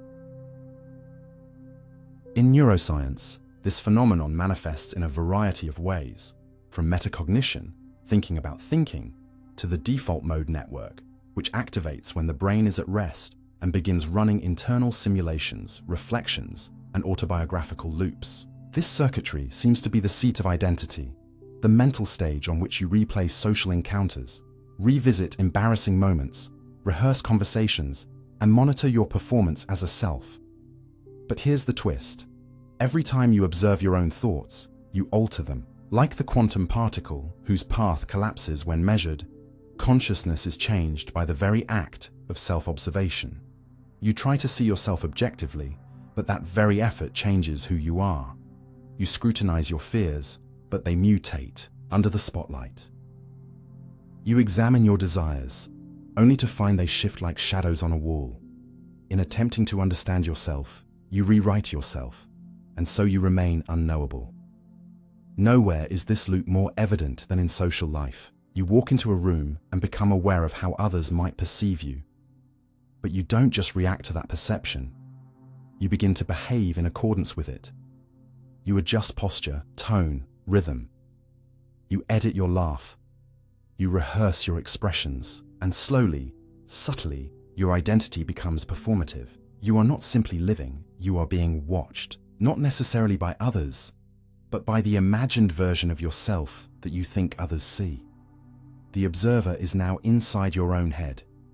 This internalized gaze becomes a silent audience that never leaves. It evaluates, it critiques, it remembers, it shapes. Over time, you begin to live for this audience, and in doing so, you lose track of who you were before the spotlight turned on. You can't unsee yourself. You can't unknow that you're being seen, even by your own inner eye. Artists feel this loop when creating. They judge their work mid-gesture, anticipating criticism before the paint dries. Writers reread their words before they're fully written. Speakers hear their own voice while speaking and recoil from it. This kind of meta-awareness breeds hesitation, perfectionism, paralysis, but it also births genius.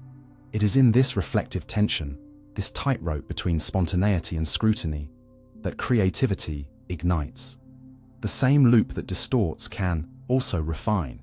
It is both burden and blessing, because to observe oneself is to gain distance, and in that distance lies clarity, or at least the illusion of it. Spiritual traditions across the world have long grappled with this loop. Some call it ego, others call it illusion. Meditation, for instance, is often the practice of watching the mind without attachment, observing thoughts as clouds passing by, rather than truths etched in stone.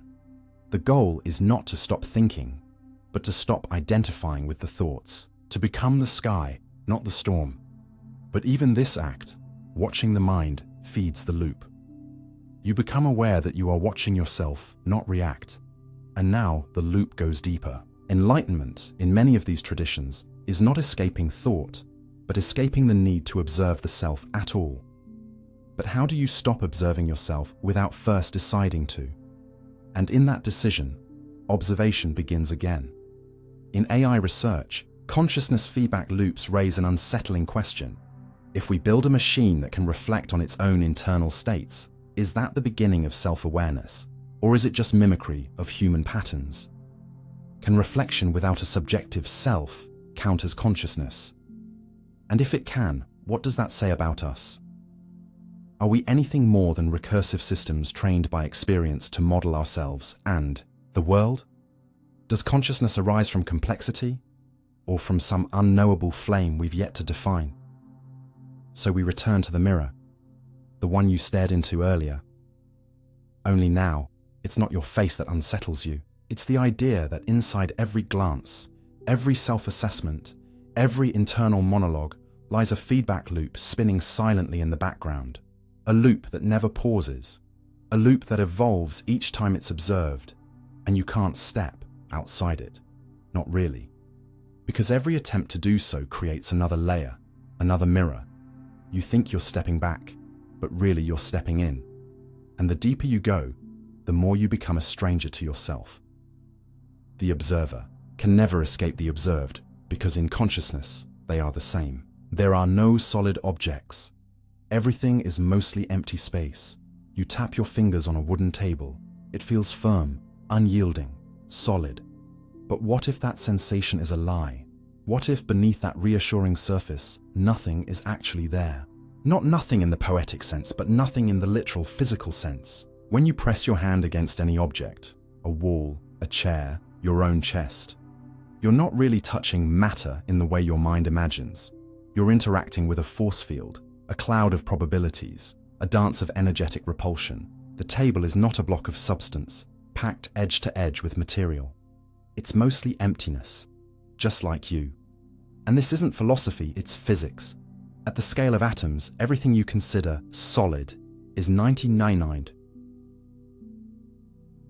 empty space. The protons and neutrons huddle in the nucleus. The electrons orbit at a distance. If an atom were the size of a cathedral, its nucleus would be a marble in the center. The rest is void. And yet your world feels full, dense, tangible. Why?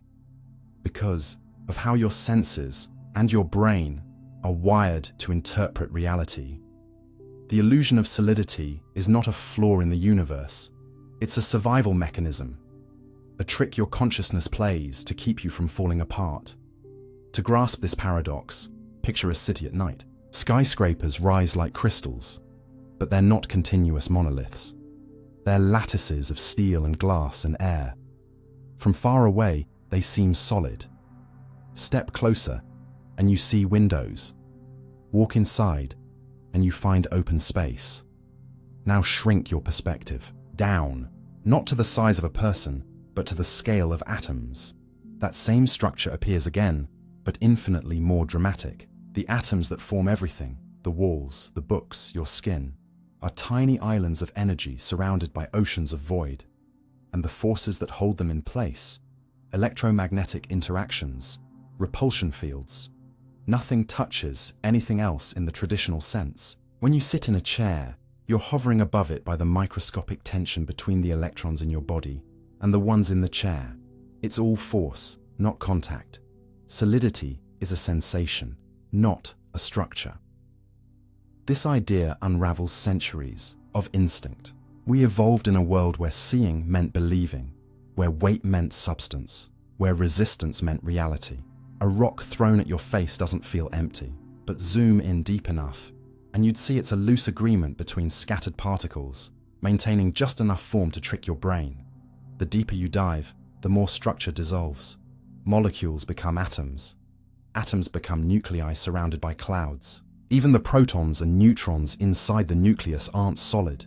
They're made of quarks held together by gluons, fleeting particles popping in and out of existence. It's turtles all the way down, but the turtles are mostly air. And yet, somehow, out of this near emptiness arises every experience you've ever had. The smell of rain, the warmth of sunlight, the ache of loss, all illusions built from interactions between things that are hardly there. But this revelation is not just a scientific curiosity. It's a metaphor for everything you trust.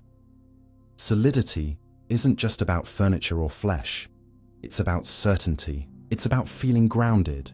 You want to believe the world is made of things you can lean on. Rules, structures, truths. But just like atoms, those too dissolve under close inspection. Social systems, ideologies, even personal identities. What appears solid is often scaffolding, patterns of repetition, agreements between minds, invisible frameworks built from habit and belief. You press into them, and they resist, but not because they're dense, because they've been shaped to hold their form, until they don't.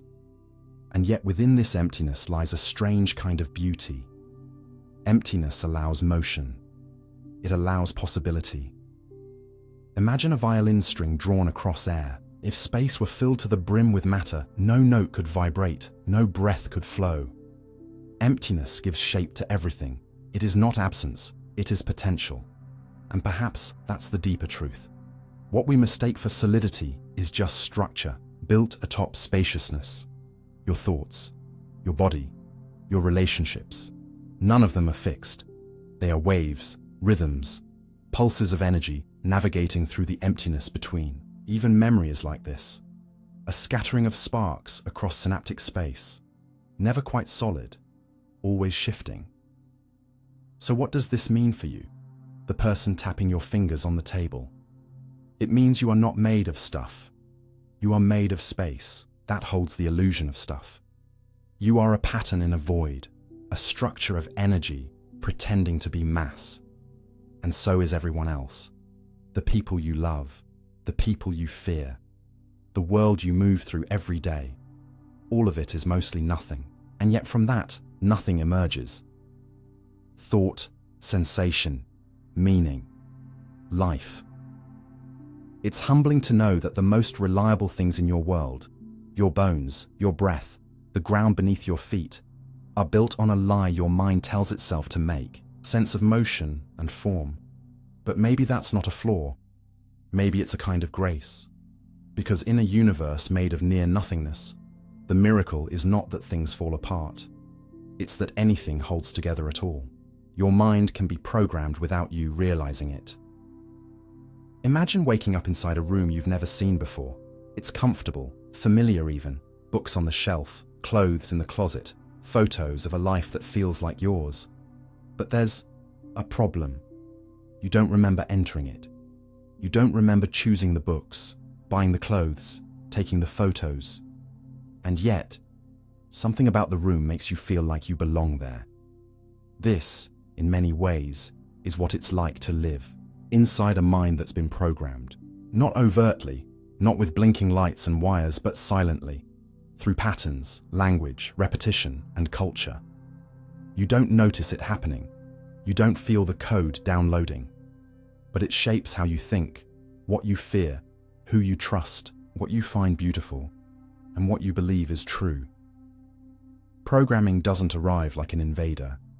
It enters like wallpaper, slowly, quietly, until one day, the walls of your mental room feel like they've always been there, and you forget you didn't build them yourself. You're not a computer. You have emotions, memories, preferences. You choose what to eat, what to say, what to pursue. But those choices, where did they come from? You like coffee over tea. You hate being late. You admire strength or honesty or power or humility. But did you choose those values? Or did they slip into you while you weren't looking? Every billboard you've passed, every story you've heard, every song you've hummed without thinking. They've been planting seeds, ideas about love, success, danger, status, normalcy. And like a river carving a canyon, these inputs wear grooves into your mind until your thoughts flow through the same valleys every day. That's programming. It's not control in the sci-fi sense. It's influence so deep, it feels like identity. You think you're thinking freely, but the shape of your thoughts was drafted long before you ever noticed. Take a moment to consider language, not just the words you speak, but the concepts they allow. In English, we say, "I am sad." In other languages, the phrase might translate to, "I have sadness." The former defines you by your emotion. The latter frames the emotion as a passing experience. That small difference programs how you relate to your feelings. In one, you are your mood. In the other, you observe it. Culture does this constantly. Some societies elevate individual freedom. Others prioritize community harmony. Neither is inherently right or wrong, but the one you grew up in becomes the lens through which you view everything else. It feels objective, but it's not. It's architecture. And that architecture wasn't built by you. It was built for you. The news you watch, the school you attended, the traditions you followed, they all laid bricks in your mental room. Even rebellion often follows scripts handed down by those you rebel against. Now think about repetition. It's one of the oldest tools of programming. A lie repeated often enough becomes truth, not because it changes facts, but because it changes belief. The same is true for ideas. Hear something enough times, through friends, media, jokes, symbols, and it begins to feel real, familiar, safe. Advertisers know this. Politicians know this. Social algorithms know this. And your brain, built for pattern recognition, rewards the familiar with trust. That's why you hum jingles you hate. Why slogans lodge in your memory. Why conspiracy theories once heard linger even after being disproven. The mind doesn't always work like a rational machine. It works like a garden. Whatever you plant and water most often grows, and sometimes it grows wild. But what makes this even more complicated is that much of your programming comes from you, or at least from earlier versions of you. Your childhood fears, your teenage defenses, your young adult ambitions. They leave imprints, and your present-day self often defends those imprints, even when they no longer serve you. You adopt beliefs because they once kept you safe. You maintain habits because they once brought comfort. And soon, you confuse those routines with who you are. You say, "That's just how I think," or "That's just how I am." But much of that "I" was programmed by time, by trauma, by repetition, by reward. It's not an insult to your intelligence. It's an invitation to examine your foundation. To ask, which parts of me were built, and by whom? Consider how easily your attention is guided. The headlines you see, the order of your feed, the stories that rise to the top of your mind. These are not neutral. They are curated, filtered, ranked, not just by machines, but by psychological principles. Fear spreads faster than facts. Outrage grabs more eyes than nuance. So what rises to the surface of your thoughts? What inputs are rewarded with your focus? Your brain, always trying to be efficient, begins to optimize. It turns repeated exposure into intuition. Suddenly, what's most common feels most correct. What's most visible feels most true. You begin to trust patterns over principles, and now your worldview isn't built on reflection. It's built on reinforcement. Social circles do this too. Spend enough time around a belief system, and it begins to color your reality. That's not weakness, it's human wiring. Mirror neurons, tribal instinct, validation loops. They all shape behavior. You laugh more when others laugh. You hesitate when others disapprove. Over time, you conform, not because you're coerced, but because the cost of dissonance is too high. And so you align your outward behavior with the code around you. That code becomes internalized. You recite it, defend it, enforce it, until it feels like your own, until questioning it feels like self-betrayal. Even memory is programmable. Neuroscience shows that every time you recall an event, you alter it slightly. Your brain rewrites details to fit your current beliefs, emotions, and biases. Over time, this reconstruction shapes how you see yourself and others. You're not just living in a world of inputs. You're reprocessing the past through filters you didn't choose. Your self-image is a collage, updated by every moment of reflection, and each update carries the fingerprints of unseen influence. So where does this leave you? Are you a puppet, a patchwork, a prisoner of inputs? Not necessarily, but you are, whether you admit it or not, programmable. And that realization is both unsettling and liberating. Because once you see the wires, you can start to rewire. You can question the defaults, interrupt the loops, rewrite the inner scripts. It takes effort, awareness, patience, and courage. But it's possible. You can ask, is this belief mine? Is this fear inherited? Is this desire shaped by ads or something deeper? The act of asking begins the reprogramming, not by deleting everything, but by reclaiming authorship, by choosing your inputs more deliberately, by deciding what thoughts get repeated, what stories get believed. In the end, your mind is not a vault, it's a stage. And the characters that play out your daily life were auditioned, rehearsed, and handed scripts long before the spotlight ever hit. But the director's chair is not empty, it's just been vacant, waiting. And when you finally sit in it, when you begin to watch your own mental play unfold with curiosity instead of assumption, the entire show can change. Slowly, quietly, one line at a time. You could technically be immortal in another branch of the multiverse. You walk into a library where the shelves stretch beyond sight, each book containing a different version of your life. Some are thin, barely a chapter long, ending abruptly with a sudden fall, a missed turn, a tragedy. Others are thick and winding, detailing adventures you never remember having. Lives where you became a pilot, or never moved from your hometown, or married someone you only briefly knew. But somewhere in that infinite library is a book that never ends. A version of you who, against every odd, survives every disease, dodges every car crash, avoids every fatal coincidence. Not by magic, but by statistical possibility. It sounds absurd, fantastical even, but it's a real consequence of quantum theory's most radical implication, that the universe constantly splits, not metaphorically, but literally, into new realities with every possible outcome. And in at least one of those branches, you never die. Not because you're invincible, but because you're the version that, at every critical juncture, simply makes it.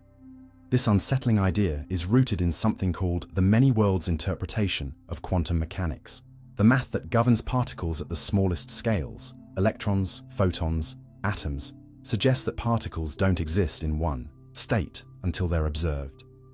Instead, they exist in superpositions, states of simultaneous possibility.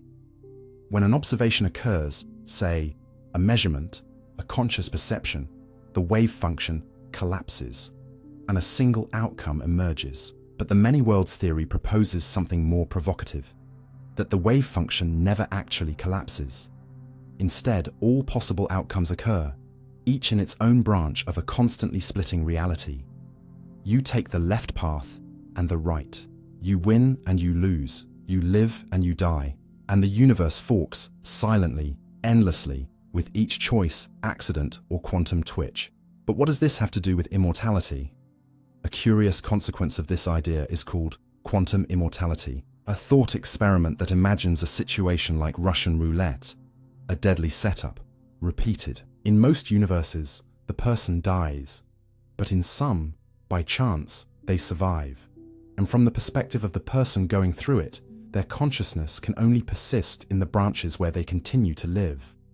They may see improbable survivals as luck, but statistically, they only ever awaken in realities where they remain alive. Every version where they perish becomes inaccessible. Dead branches in the tree of multiverse. In this way, your subjective experience of survival becomes self-selecting.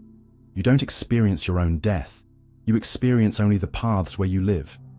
And if every outcome exists, there must be a branch where you simply never stop waking up.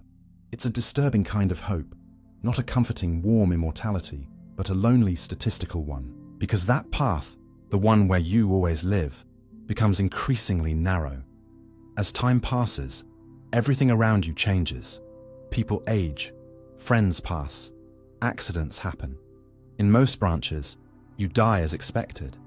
But you, this persistent thread of consciousness, continue only through the rare corridors where fate consistently, absurdly bends in your favor. And eventually, you find yourself in a strange place, a reality where everyone you knew is gone, where luck defines your life so consistently that it begins to feel unreal. Immortality, it turns out, might not be a blessing. It might be a sentence, an eternity of improbable escapes and accumulating solitude. And yet, we must ask, if this is possible, how would you ever know?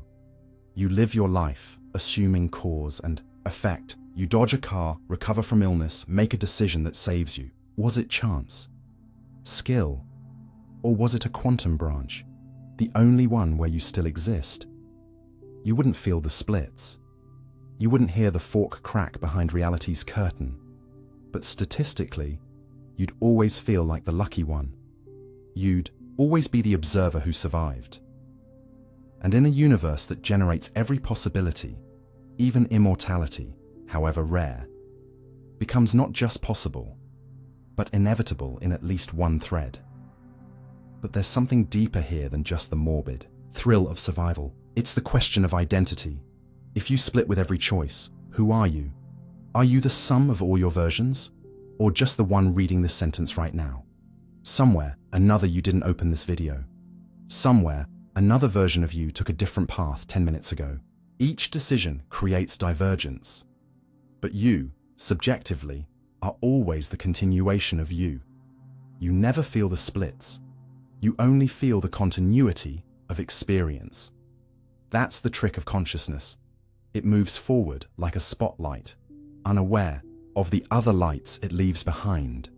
And perhaps that's the real immortality. Not living forever, but always being the one who continues. The metaphor, then, is not a library. It's a hallway of mirrors, each reflecting a version of you that almost was, or still is, just beyond reach. You walk forward, but with each step, mirrors shatter and duplicate behind you. Most you'll never see again. Some will echo back. A few might haunt you. And one, the one you are, always moves ahead. The version that never stops. The last flicker of awareness in a cosmos of possibilities. But before you find comfort or fear in this idea, pause. Because while quantum immortality is a mind-bending concept, it's still a theory. A thought experiment perched on the edges of physics and philosophy. There's no experiment to confirm your survival across realities. There's no way to peer into the neighboring branches to wave at the other yous. But maybe you don't need to.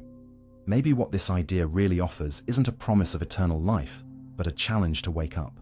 to realize that your choices ripple out into infinite futures, that your awareness, fragile and flickering, carries more weight than you thought, that to be alive now, in this branch, in this body, in this exact version of events, is already statistically astonishing. And perhaps that's the point. You don't need immortality in some distant multiverse to feel the urgency of being. You have this moment, this breath, this unbroken thread of now, and in a reality that could have gone a million other ways, that might just be enough to feel infinite. Some particles. Know you're going to measure them before you do. Imagine standing in a vast ancient theatre where the actors only begin performing the moment you open the door, as if they've been waiting in silence just for your entrance. But what if, somehow, they knew you were coming before you even arrived? What if they began adjusting their lines, their gestures, their costumes, not when they saw you, but because they somehow sensed that you would see them? This isn't fiction. In the strange world of quantum physics, something eerily similar happens. Subatomic particles, so small, so foundational to our reality, appear to behave as though they anticipate our observations, not just react to them. Anticipate. Experiments have shown that particles seem to decide their state based on how they're going to be measured, even when the measurement choice is made after the particle has already done its thing. It's called the delayed choice quantum eraser, and its implications are nothing short of reality-shattering. It suggests a world in which cause and effect are not linear, in which time doesn't flow in one direction, and in which the universe might, at its deepest level, be aware, at least in some mysterious way, of your intentions before you act on them. Let's rewind to the classic double-slit experiment, a foundational test in quantum mechanics. When electrons are fired through two narrow slits toward a screen, they don't behave like tiny bullets. Instead, they interfere like waves, creating patterns that suggest each particle passed through both slits at once, like a ripple splitting in two. But when you observe which slit the particle goes through, the wave behavior disappears. The particle chooses one path. Observation collapses possibility. But now let's twist that further. What if you only decide whether or not to observe the slit after the particle has passed through? That's what physicist John Wheeler proposed. In the delayed choice setup, it seems the particle somehow knew what you would do later. If you chose to measure its path, it behaved like a particle, retroactively. If not, it behaved like a wave. It's as if your future action reached back and rewrote the past. And then came the quantum eraser version, where you could even erase the which path information after the fact, and the interference pattern would reappear, like undoing a measurement after it already happened, like whispering a command to the past and having it obey. But what does this mean? Are particles psychic? Is reality editable? Are we witnessing the edge of time itself cracking open? These are not spiritual metaphors. They are empirical results, recorded in labs, repeated, peer-reviewed, and undeniable in their strangeness. It suggests that the fabric of reality isn't made of things, but of information. That reality doesn't solidify until it's known, and perhaps more unsettlingly, that knowledge itself may bleed across time. If the universe is a computation, a kind of grand simulation, then particles might not exist independently of the code that renders them. And your observation, your conscious, deliberate act, may be part of that code's execution. In that sense, it's not that particles know anything in the way humans do. It's that your act of observation completes the logic of their existence. The future folds into the present. Intention shapes what once seemed fixed. The metaphor here is not a theatre, but a choose-your-own-adventure book that writes its early pages based on which chapter you decide to read first. The story reshapes itself to match your decision, regardless of when you made it. Imagine flipping to chapter 8, only to find the introduction suddenly rewritten to match the choice you just made. That's what reality appears to be doing at the quantum level. The beginning responds to the end. The act of reading determines what was written. It shatters our sense of linearity. We've long thought of time as a river, flowing steadily forward. But quantum experiments whisper of something else. A web, not a stream. A web where every touch ripples outward and inward, entangling before and after in a strange, timeless dance. And this makes you wonder, what if your thoughts, your intentions, your focus aren't just passive perceptions of an objective world, but active sculptors of reality's timeline? What if consciousness doesn't merely record events, but subtly participates in arranging them? This doesn't mean you can will yourself into winning the lottery or levitate spoons with your thoughts. But it does suggest that at the subatomic level, the act of observing, the simple presence of awareness, has consequences. And those consequences might not be bound by the rules we've come to trust. Time, in this view, is not a strict chain of cause and effect. It's a strange feedback loop, a Mobius strip, where the future and past blur.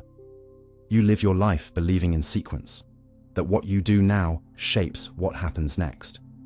But what if that arrow bends? What if some of the things you experience are reflections not just of your past actions, but of your future intentions? It would mean that the self isn't a fixed point in time, but a process distributed across moments, a consciousness threading its way through a probabilistic maze, adjusting the corridors as it walks them. And while that sounds deeply unsettling, it also carries something profound. It means you are not merely drifting downstream, you're also in some strange way weaving the current as you move. Ultimately, the delayed choice experiments reveal not that particles think, but that the universe may be more relational than we imagined. That reality isn't a pre-written script, but a collaborative unfolding, where your awareness helps determine what is true and when. And while we may never fully understand how a photon chooses a path, or how the present can echo into the past, one thing is clear: the boundary between observer and observed, between mind and matter, between now and then, is far more porous than we were ever taught to believe. Your identity is just a story your brain tells itself. Not all prisons have bars. Some are made of sentences, stitched together from childhood memories, labels, expectations, and the persistent illusion that there is a single, unchanging you watching it all unfold. Imagine a marionette made of words and symbols, dangling not by strings but by stories, narratives whispered inside your skull from the moment you could form thoughts. These stories don't come from nowhere. They form like sediment, layer by layer. Your name, your culture, the roles you've been told to play, the ones you've rebelled against, the traits you've clung to out of pride or fear or survival. But what if this story you call me isn't a window into your true nature, but a kind of mask, a well-rehearsed monologue that your brain performs to make sense of chaos? What if the self, as you know it, is more like a character in a novel than a fact of biology? And what if that character changes slightly every time you remember it? Your identity feels solid because it's repeated constantly, like a favorite song on loop. The refrain becomes familiar. I'm the kind of person who, or that's just who I am. But underneath those refrains is something unstable, something shifting. Neurologically, there's no single self-center in the brain. Instead, identity is the result of distributed processes: memory recall, sensory integration, emotional regulation, pattern recognition. These processes aren't lined up like soldiers. They're scattered like stars, blinking on and off depending on mood, circumstance, and context. And your brain doesn't track a true you beneath all that. It simply pieces together a working narrative, a best-guess storyline that allows you to function socially, emotionally, and psychologically. You aren't a static truth. You're a story told in present tense, being revised in real time. Think of your mind like a theater director who's lost the original script. Each day, it assembles a version of the character you're playing, drawing from fragments of memory, habits, feedback from others, and cultural scripts. The stage lights rise, and there you are again, remembering who you're supposed to be. But the performance is adaptive. Around parents, you become the obedient child. Around friends, the witty storyteller. At work, the competent professional.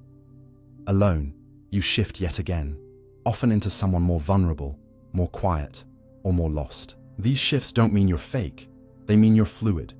The self is not a sculpture, but a stream, and yet the story insists otherwise. Because a story demands continuity, a protagonist, a moral arc. And so your brain edits out contradictions, rationalizes inconsistencies, and fills in the blanks like a novelist desperate to meet a deadline. The truth is messy.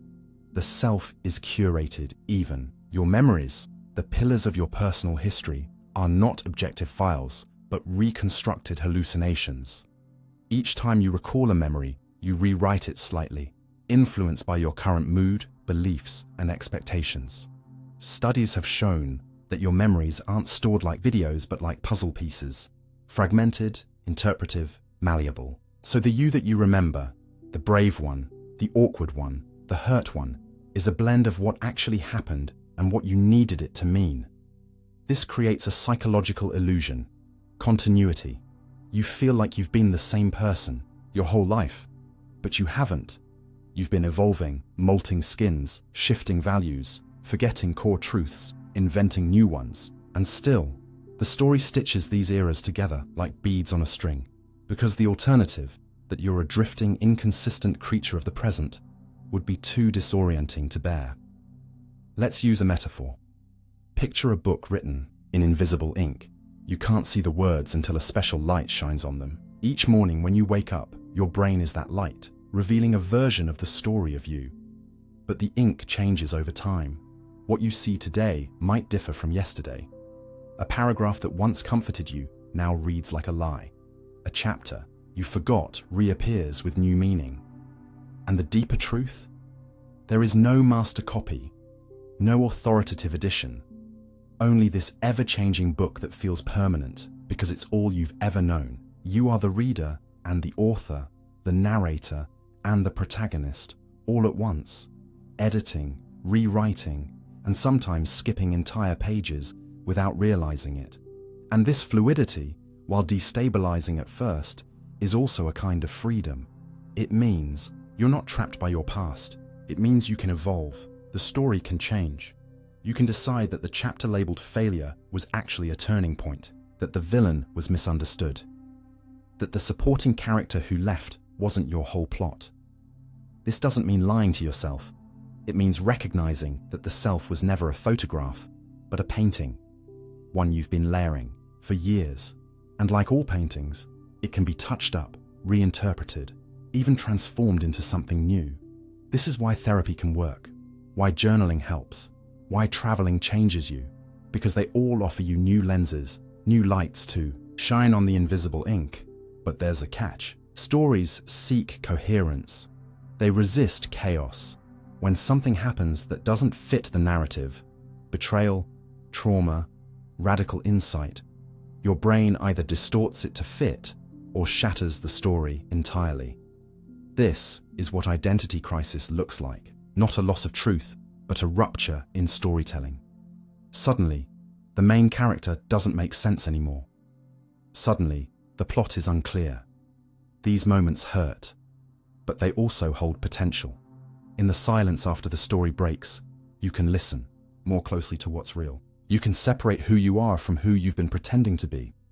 So the next time you catch yourself saying, "I've always been this way," pause. Ask yourself who wrote that line.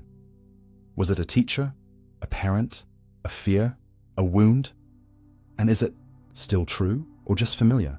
The self is sticky. We cling to it because it grounds us. But sometimes to grow, you have to let go of the old script.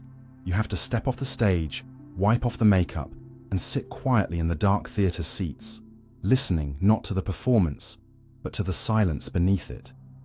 In the end, maybe identity isn't a thing you have, but a story you tell. And like all good stories, it changes as you do, which means you are not broken for evolving. You are not lost for questioning. You are not fake for having many faces. You are human, alive in the paradox of being both narrator and narrative. And the most powerful thing you can do, perhaps, is not to find yourself, but to become the kind of author who writes with honesty, courage, and the willingness to edit. Because the story of you isn't finished, and it never was. Free will might be biologically impossible. Imagine walking into a grand control room, the kind found in sci-fi movies, rows of glowing buttons, walls lined with levers, a massive central screen displaying your every move. You approach the main console, expecting to find yourself in charge. But there's a problem. None of the buttons work. The screen doesn't respond to your commands. You press, pull, shout, but everything has already been decided. And worse, it all still plays out as if you're in control. That illusion, the sense that you're piloting the ship, is comforting.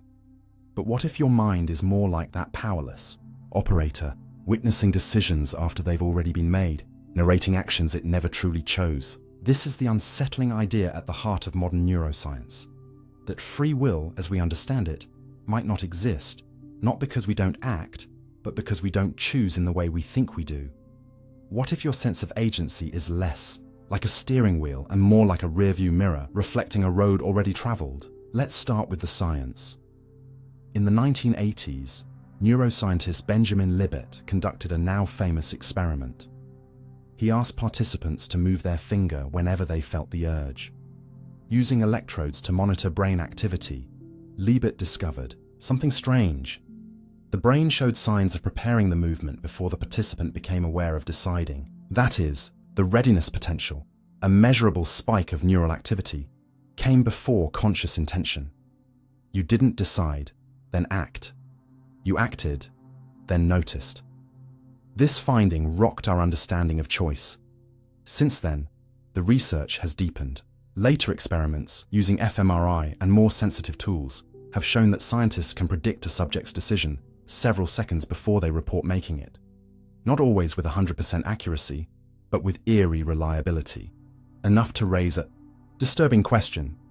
If your brain starts the process before you're aware, then who exactly is in charge? Your conscious mind, it turns out, may be more of a storyteller than a commander. Think of it like a press secretary, explaining decisions to the public after the fact, smoothing over inconsistencies, inventing coherence where there is none. You think, I chose the red shirt because it's bold, but your brain might have nudged your arm that direction, based on subconscious emotional cues, temperature, or memories you didn't even register. And yet, once the action occurs, your mind builds a narrative to make it feel deliberate. This isn't deception, it's survival. The illusion of control helps us function. It gives us moral frameworks, accountability, and a sense of identity. But the illusion, no matter how useful, remains an illusion. Now consider your daily life. How often do you choose your thoughts? You're walking, and suddenly an idea appears, uninvited. You're talking, and a phrase slips out that you didn't plan. Emotions surge without warning. Desires arise without permission. You didn't decide to be attracted to that person, or to feel irritated in traffic, or to fear rejection. Those experiences bubbled up from somewhere deeper, below the surface of your conscious awareness. And once they do, your mind scrambles to justify them. I yelled because they disrespected me, or I bought that because it was on sale. But those are post hoc rationalizations. The real decision was made silently, invisibly, and the explanation is a kind of cover story. This brings us to a metaphor. Your mind as a haunted house, full of rooms you've never visited. You think you live only in the front foyer, well lit and organized. But behind closed doors, ghosts stir, old traumas, forgotten memories, inherited beliefs, biological drives. You hear footsteps upstairs and convince yourself you made them. You feel a chill and say it's your choice to shiver. But the house is alive in ways you can't fully control. The deeper forces, evolution, chemistry, environment, move through you, around you, sometimes as you. And all the while, your conscious mind insists that it is the architect, not just the tenant. To be fair, this doesn't mean we are robots. You're not helpless. You can reflect, question, redirect. But those abilities are tools your biology gave you, not proof of autonomy. Even your capacity to pause and reconsider was shaped by genes, neurons, and nurture. You didn't build the system. You just woke up inside it. Consider habits. They form through repetition, not decision. You don't choose to crave sugar after years of indulging it. You don't select your accent, your biases, your comfort zones. They arrive as defaults, installed early, updated by experience, hard to uninstall, and yet you feel free. Why? Because Your brain evolved to protect that feeling. A creature that doubts its own agency might hesitate, falter, collapse. Belief in free will fuels motivation, ambition, even love. It gives us a sense of responsibility, but perhaps responsibility can still exist without the illusion. Maybe it means guiding the forces within us, not being their source, but their steward. Think of a surfer on a wave. The surfer didn't make the wave. They didn't choose when or how it would rise, but they can ride it. Skillfully, clumsily, courageously. The wave is nature. The ride is art. And free will, if it exists at all, is the space between impulse and action. Tiny, flickering, but real enough to matter. But this space is not infinite. It's shaped by genes, hormones, culture, context. A child born into war, poverty, or trauma doesn't have the same internal levers as one born into safety and love. Our choices emerge from a landscape we did not design. That's why compassion matters. That's why judgment fails. When we punish someone for bad behavior, we often assume they could have chosen differently. But science suggests otherwise. Their brain, their past, their wiring, all of it pushed them toward that act. Does this mean we stop holding people accountable? No. But it does mean we should hold them with understanding, not just blame. The legal system, education, religion, all these rely on the belief in free will. Without it, our structures wobble. But maybe they don't have to collapse. Maybe we shift the narrative. Instead of, "You freely chose this," we say, "This happened. Through you, what now?" The focus becomes not past guilt, but future possibility. Rehabilitation over retribution. Curiosity over condemnation. And personally, what does this mean for you? It means being humble. It means accepting that not all your thoughts are yours, that your anger might be inherited, that your dreams might be echoes of unmet needs. But it also means you're not stuck. The brain is plastic. Change is possible. You can't erase the architecture, but you can renovate. You can plant new stories, disrupt patterns, invite better ghosts. The self, then, is not a king ruling over the mind, but a ship floating in currents, adjusting sails, reading stars, learning to navigate. And free will? Maybe it's not the freedom to choose anything, but the awareness to see what's choosing for you. Maybe it's the brief moment you notice the puppet strings and, with grace, learn to dance anyway. So the next time you act and feel the rush of certainty, "I chose this." Pause. Ask yourself where the desire came from. Who shaped it? When did it start? What does it serve? The more you ask, the more you see. The control room is deeper than you imagined. The buttons still glow, the screen still moves, but somewhere behind the curtain, the script is already in motion. And your role is not to write it from scratch, but to read it well, question it fiercely, and when possible, improvise a better ending. Reality changes when you observe it. Double-Slit explained. Imagine walking into a room where two doors stand side by side, simple, solid, unmoving. You take a step toward one, expecting a predictable outcome. But just as you reach for the handle, both doors flicker, blend, shimmer, as if the choice to look has changed not only what you see, but what exists. Now imagine that instead of doors, these are particles, and instead of a room, it's the very fabric of reality. This isn't a dream or a philosophical thought experiment. It's the foundation of one of the most famous and unsettling discoveries in quantum physics, the Double-Slit experiment. It's a test so elegant, so deceptive in its simplicity, that it has revealed a secret about the universe that continues to haunt physicists and philosophers alike. Because what it shows is this: reality behaves differently depending on whether you're watching. The act of observation isn't passive, it's participatory. When you look, the world decides. When you don't, it hesitates, as if existence itself is waiting for your attention before it becomes real. And that's not a metaphor, that's experimental fact. What began as a curiosity has become a doorway into something far stranger, a reality where cause and effect bend to awareness, and where your perception might not just reflect the world, but shape it. Here's how it works. You take a single particle, say an electron, and you shoot it at a barrier with two narrow slits. Behind that barrier is a screen that records where the electron lands. You expect it to go through one slit or the other, like a marble tossed through a fence. But what you find is something else entirely. When you're not observing the electron's path, when you simply let it fly, it doesn't act like a particle. It acts like a wave. It interferes with itself, as if it passed through both slits at once.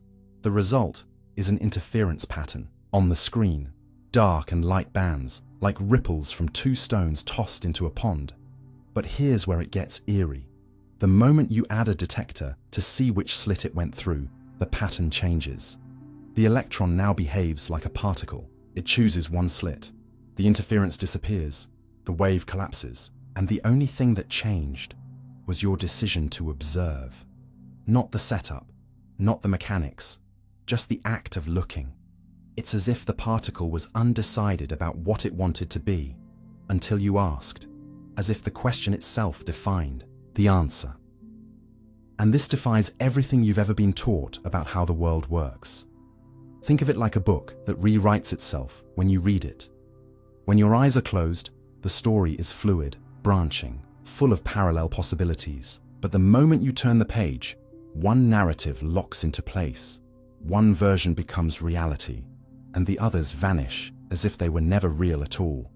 The double-slit experiment reveals that particles exist in a superposition, multiple states at once, until observation collapses them into a single state. They are waves of probability, smeared across outcomes, like a future not yet chosen. And when you observe them, the wave function collapses into one result. But what does that really mean? It means the universe isn't solid in the way you think. It's a field of potential, waiting to be resolved by your awareness. Not your eyes per se, but the presence of information, of measurement, of interaction. Reality then is not independent. It's relational. It emerges through contact, and this flips the classic narrative. We grow up believing the world is out, there, fixed, definite, and that we simply peek into it like observers at a zoo. But what if the act of observing is more like sculpting than watching? What if your perception is a chisel, carving reality from the marble of possibility? The double-slit experiment suggests that we are not detached witnesses to a pre-written script, but co-authors, co-creators. The observer is not outside the story. They are the story's pivot. And this isn't a fluke. It's been repeated, confirmed, refined for decades. Single particles, multiple detectors, even delayed choice versions where the decision to observe is made after the particle has passed, and still the pattern changes. Time doesn't matter. Sequence doesn't matter. It's as if the universe doesn't finalize its behavior until it knows how you're going to look at it. As if it's waiting for your question before committing to an answer. And that changes everything. Because if the particle's past behavior depends on your future choice to observe, then causality, the sacred arrow from cause to effect, starts to bend. It's no longer clear that A leads to B. Sometimes B seems to reach backward and shape A. And while this might seem like a trick of experimental design, it echoes through the very mathematics of quantum mechanics. Superposition, entanglement, collapse. These are not poetic ideas. They are rigorously defined, predictive frameworks that match reality with extraordinary precision. But they tell a story that sounds anything but mechanical. They whisper of a universe that's alive in its ambiguity, a universe that resists definition until definition is demanded, and the implications reach far beyond particles. They reach into consciousness, into free will, into the fabric of what it means to exist. Because if reality doesn't settle until observed, then what is observation? Is it merely a detector clicking in a lab? Or is it something more, something like awareness? Some physicists have speculated that consciousness itself may play a role in the collapse of the wave function, that the mind might not just observe the world, but participate in its creation. This is controversial, unproven, but it refuses to go away. Because the deeper we look into the quantum realm, the more it seems that the boundary between observer and observed is an illusion, that the two are entangled. not just mathematically, but metaphysically. And this leads to a chilling thought. What if the world only becomes real when you believe in it? Think of dreams. When you're inside one, it feels real. You react, you fear, you love, but the landscape shifts with your attention. Walls disappear, people transform, logic collapses. The world molds itself to the contours of your focus. And when you wake, you realize it was never fixed. It was responsive. Now apply that same logic to waking life. What if the solidity you perceive is simply the universe stabilizing itself around your conscious gaze? What if your choices carve the quantum fog into matter and meaning? Then the double-slit experiment is not just about electrons, it's about you. It's about how you collapse your own reality every moment of your life, how you are surrounded by infinite futures, each one flickering with potential, until you step forward and force the universe to choose. This isn't mysticism, it's math. But the math points to a truth that mystics have whispered for centuries, that reality is participatory, not passive, that the world you see is not separate from the one who sees it. And this means your role in the universe is not small, it is essential. You are not an ant beneath the stars. You are the lens through which the stars know themselves. You are not a body in space. You are the instrument through which space becomes experience. And once you see this, once you truly understand what the double-slit experiment is saying, you can't unsee it. You can't go back to believing that the world just is. You realize that it becomes, and that your attention is the trigger. So, what does this mean for your everyday life? It means your focus matters, your curiosity matters, your willingness to ask questions matters, because the universe seems to respond not to indifference, but to inquiry. Every time you look closely, every time you pay attention, you are calling something into being. And every time you turn away, that thing retreats into ambiguity. This is not metaphor, this is physics. The double-slit experiment is a mirror. It shows you that uncertainty is not a failure, it's a feature.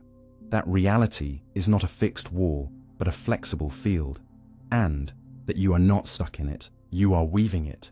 And maybe that's the secret the universe has been trying to tell us all along. Not through thunder or prophecy, but through particles and patterns. That existence is a dance, not a monologue. That we are not here to witness, but to co-create. That reality doesn't unfold in spite of us, but because of us. So the next time you feel small, lost, irrelevant, remember this: a single particle waits for your gaze before deciding what to be. A single question reshapes the outcome. And if that's true for electrons, then maybe it's true for your choices, your relationships, your dreams. Maybe your life too exists in a superposition of what could be, until you look, until you choose, until you observe it into form. Some people don't have inner dialogue and don't realize it. Imagine a bustling airport terminal, the kind with dozens of gates, PA announcements echoing overhead, departure boards flickering with updates. Inside your mind, this is what it often feels like: a constant stream of arrivals and departures, voices paging your attention, ideas circling the runway waiting to land. You think, not just in flashes of images or feelings, but in words, long, winding monologues, tiny arguments, planning, remembering, questioning. You talk to yourself, not out loud, but silently, all the time. Should I wear this? Why did I say that? Maybe I'll try a different route today. It's the private theater of consciousness, the voiceover narration to the movie of your life. And because this inner voice is so central to how you experience being alive, it's easy to assume everyone else has one too. But here's the strange part: not everyone does. Some people move through their entire day, their entire life, without a constant verbal stream in their heads. And they're not broken, malfunctioning, or even aware that anything's different. Their minds are quiet in a way that's hard to imagine, especially if your own is always buzzing. And this realization that inner dialogue isn't universal is one of those invisible lines between worlds. You might not even know which side you're on. Let's start with the basics. Inner speech is the phenomenon where you experience your own voice in your mind, not metaphorically, but literally, as if someone is speaking in your head. It can range from clear, continuous narration to fragmentary whispers or scattered sentences. For many, it's like having a mental co-pilot. Someone to rehearse conversations with, replay memories, narrate intentions, and critique behavior. This dialogue often operates beneath the surface, like background music, sometimes helpful, sometimes distracting, sometimes cruel. But for others, the mind works differently. Instead of a verbal stream, thoughts arrive fully formed, as images or intuitions, without being spoken internally. These people might still have complex reasoning, rich emotional lives, sharp memories, but their thinking isn't accompanied by language. It's like navigating the world through touch and texture instead of maps and instructions. This revelation often comes with shock. People who do have inner speech are stunned to learn others don't, and those who don't are equally surprised that some people live with a non-stop narrator inside their skulls. For years, both groups assume their experience is standard. Why, wouldn't they? You don't typically question the texture of your own thinking. It's the water you swim in. It's only when asked to describe it that the differences emerge. In one study, participants were prompted randomly throughout the day to record their inner experience. The results were striking. Some people reported frequent internal monologue, others reported none, and most fell somewhere in between. But, crucially, many didn't realize how unusual or common their pattern was. Here's the metaphor. Your mind as a house with windows or mirrors. For some, the mind has windows. Thoughts are visible, structured, verbal. You can see your mental landscape laid out, like watching weather pass across the sky. You hear yourself think, question, explain. You live in a mind made of light and narration. But for others, the mind has mirrors. Instead of seeing out, they feel inward. Thoughts arrive not in words, but in knowing, like recognizing a face without recalling the name. They experience clarity, emotion, and insight, but without the sound of speech. Both houses are inhabited, both are alive, but they feel profoundly different on the inside. These differences raise big questions. Is one way better, smarter, more evolved? Not at all. Inner dialogue isn't a marker of intelligence or emotional depth. It's just a cognitive style, shaped by genetics, development, language exposure, and perhaps even personality. Some people have vivid visual imaginations. Others think in symbols, colors, or spatial relationships. Some think in music. Some feel rather than verbalize. The diversity of thought is wider than we imagine, and most of us never stop to explore it. We assume a universal human experience, when in reality, we live in parallel mental worlds. But the presence, or absence, of inner speech affects how you relate to yourself. For those with internal monologue, self-awareness often takes the form of conversation. You reason through problems by talking to yourself. You comfort, discipline, or reflect using language. Your sense of self is partly linguistic, a story told in the first person. But for those without this voice, self-awareness might be more immediate, less processed, less mediated by language. Emotions are felt in the body. Decisions are made instinctively. Thoughts arise fully formed. These individuals might struggle to articulate what they know, not because they know less, but because their knowledge isn't stored in sentences. This can create friction in relationships. One person assumes their partner is choosing not to communicate, when in fact, the partner may genuinely lack the internal scaffolding to explain what they're feeling. Or two people argue, each thinking the other is being dishonest or evasive, when really, their minds are structured in ways that make communication itself fundamentally different. It's like trying to send an email to a person who only reads handwritten letters. The message might arrive, but it needs translation. Education, too, favors certain styles. Traditional schooling relies heavily on verbal processing, reading, writing, discussing. Those without strong internal dialogue may struggle not because they lack insight, but because they don't think in the format being tested. And yet, They may excel in fields that require spatial reasoning, visual creativity, or holistic thinking. The inner voice is not a measure of worth, just one of many ways the mind can function. Even the experience of memory changes. People with internal monologue might replay events in words. She said this, then I said that. Others might remember the tone of a moment, the light through a window, the feeling in their chest. Language gives you tools to reconstruct time, but it's not the only tool. Memory, after all, isn't a tape recorder. It's a reconstruction, shaped by what you pay attention to, how you interpret events, and what you're able to describe.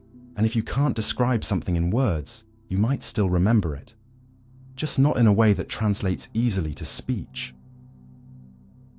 So what happens when people begin to realize these differences?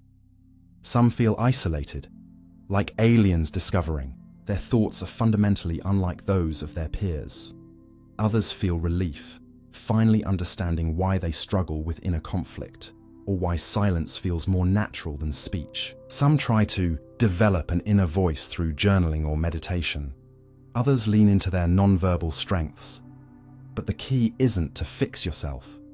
It's to understand yourself, to stop assuming your mental process is universal, and to approach others with the same curiosity. This awareness has implications for empathy. We often judge others by how well they articulate. We assume those who can explain themselves are more self-aware, but explanation is a skill, not a sign of depth. And silence isn't always emptiness. Sometimes it's insight waiting for a form. By recognizing the diversity of inner experience, we open the door to deeper connection, not based on similarity, but on respect for difference. And culturally, we've long romanticized the internal monologue. From Hamlet's soliloquies to modern self-help, we treat thinking as talking. We narrate our lives, assume a constant mental voice, and pathologize silence. But maybe silence isn't the absence of thought. Maybe it's the space in which thought breathes. Maybe the quiet mind isn't broken, but simply tuned to a different frequency. So the next time you catch yourself talking inside your head, ask, who am I talking to? And if the voice ever goes quiet, don't panic. Maybe it's not silence. Maybe it's just a different kind of knowing. A softer kind. A kind that doesn't need words to be real. You can feel ownership over a rubber hand. Picture yourself in a dimly lit room, seated at a table. In front of you, your left hand rests on the surface, hidden behind a barrier, out of sight. A few inches to the right, in full view, lies a lifelike rubber hand, pale, realistic, positioned exactly where your real hand might be if it weren't hidden. A researcher dips 2 brushes into paint and begins to stroke both hands, yours behind the barrier and the rubber one you can see. In perfect synchrony, the movements match. The timing is flawless. And slowly, something eerie happens. You begin to feel the touch not just on your real hand, but on the rubber one.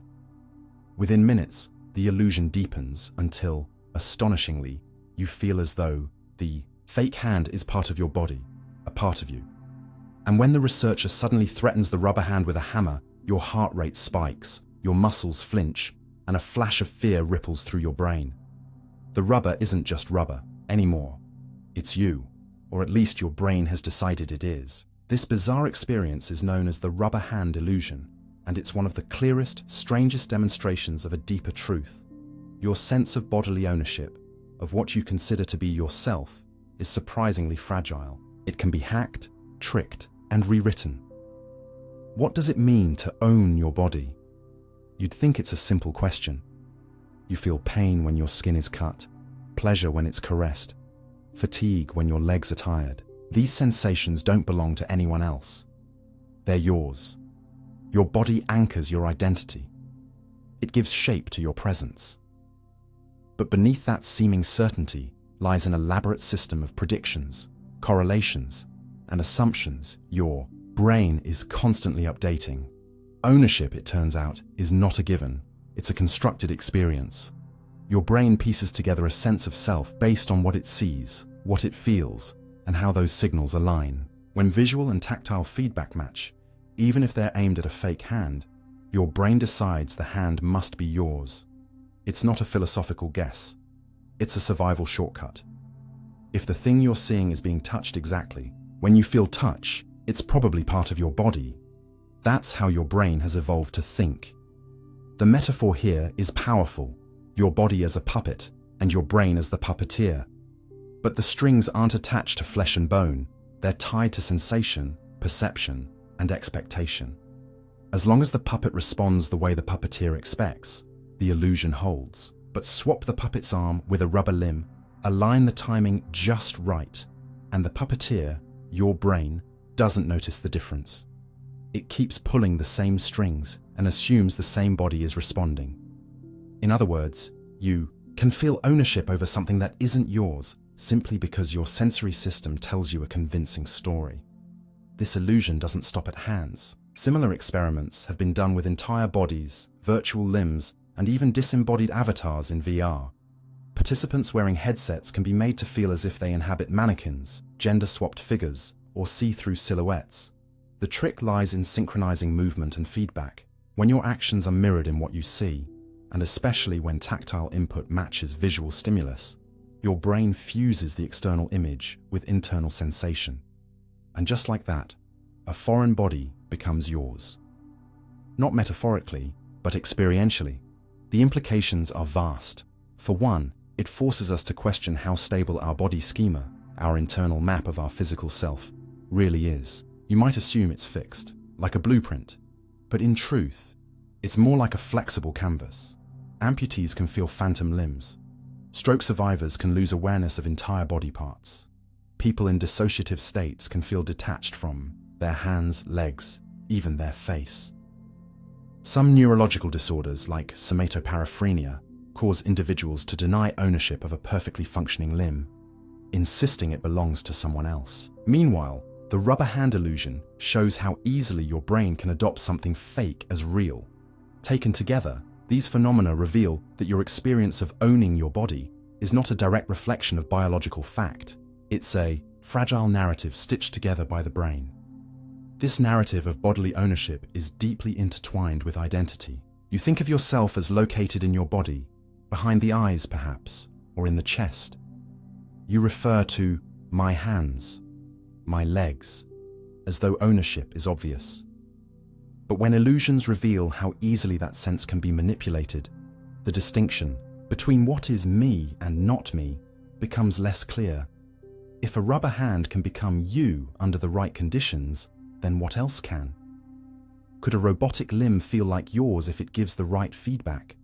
Could a digital avatar be experienced as yourself? Could the boundaries of the body be expanded or dissolved entirely? This question has huge implications for future technology.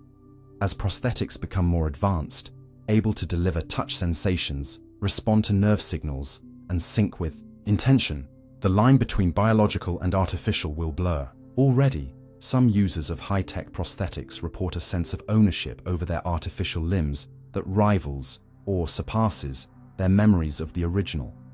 The brain doesn't care about origin, it cares about feedback. If the loop of intention and response is intact, the ownership can follow.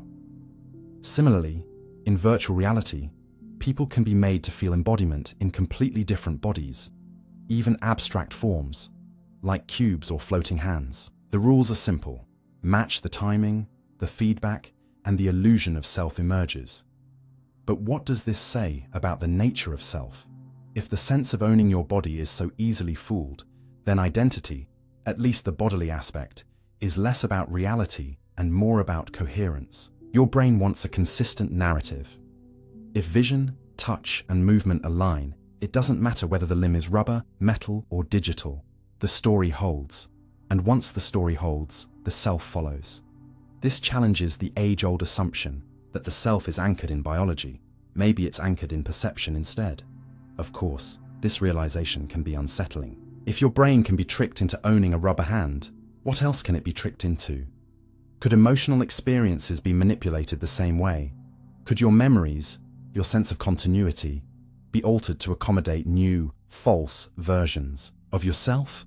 Could your beliefs about who you are be shaped by nothing more than a clever synchrony of input? The rubber hand illusion, in its simplicity, points to a deeper vulnerability, that the self is not as solid as we think.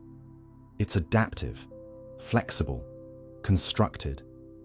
And this flexibility isn't a flaw, it's a feature. It allows humans to adapt to injury, integrate tools, merge with technology, and survive dramatic changes to the body.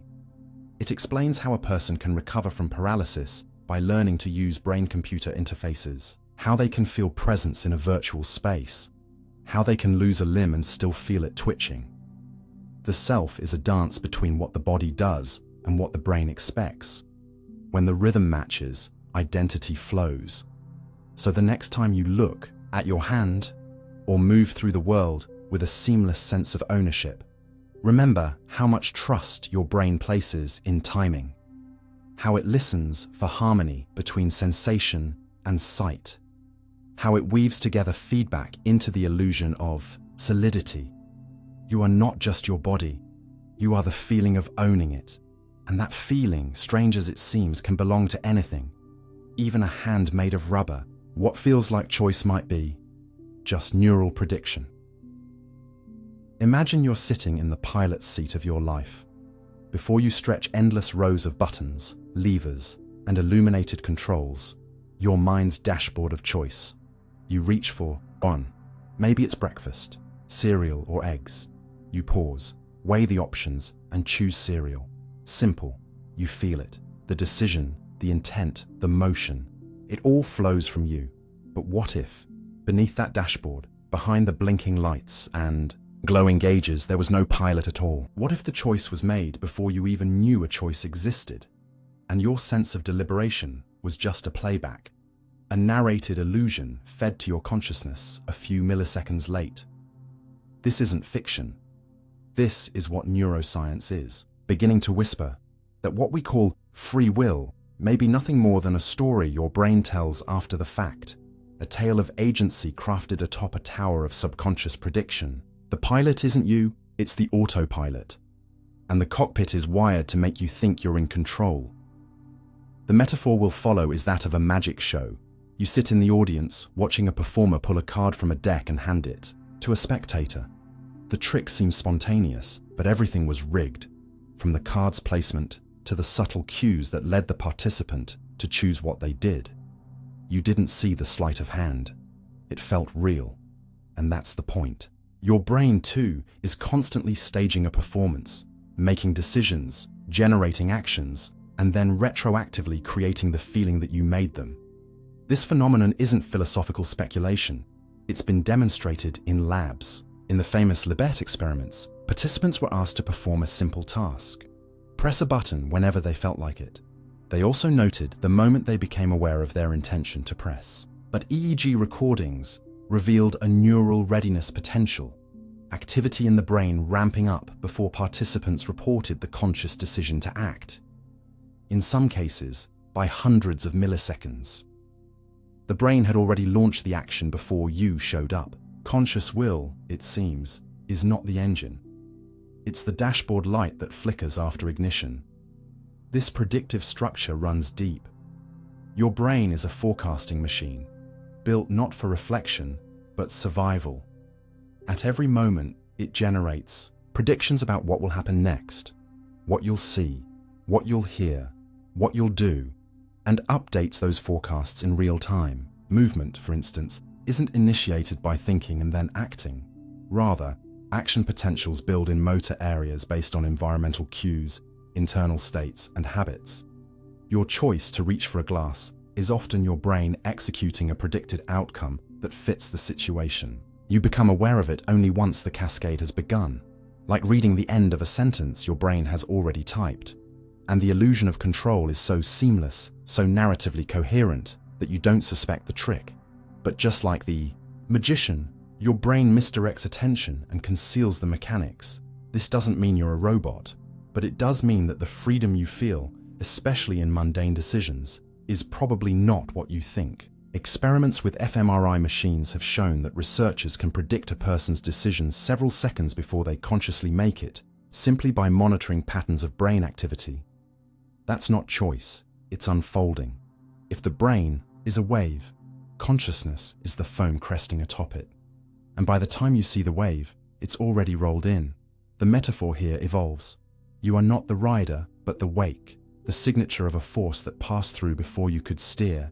And yet this doesn't render experience meaningless. The feeling of choosing is itself meaningful, even if constructed. It's a feedback loop.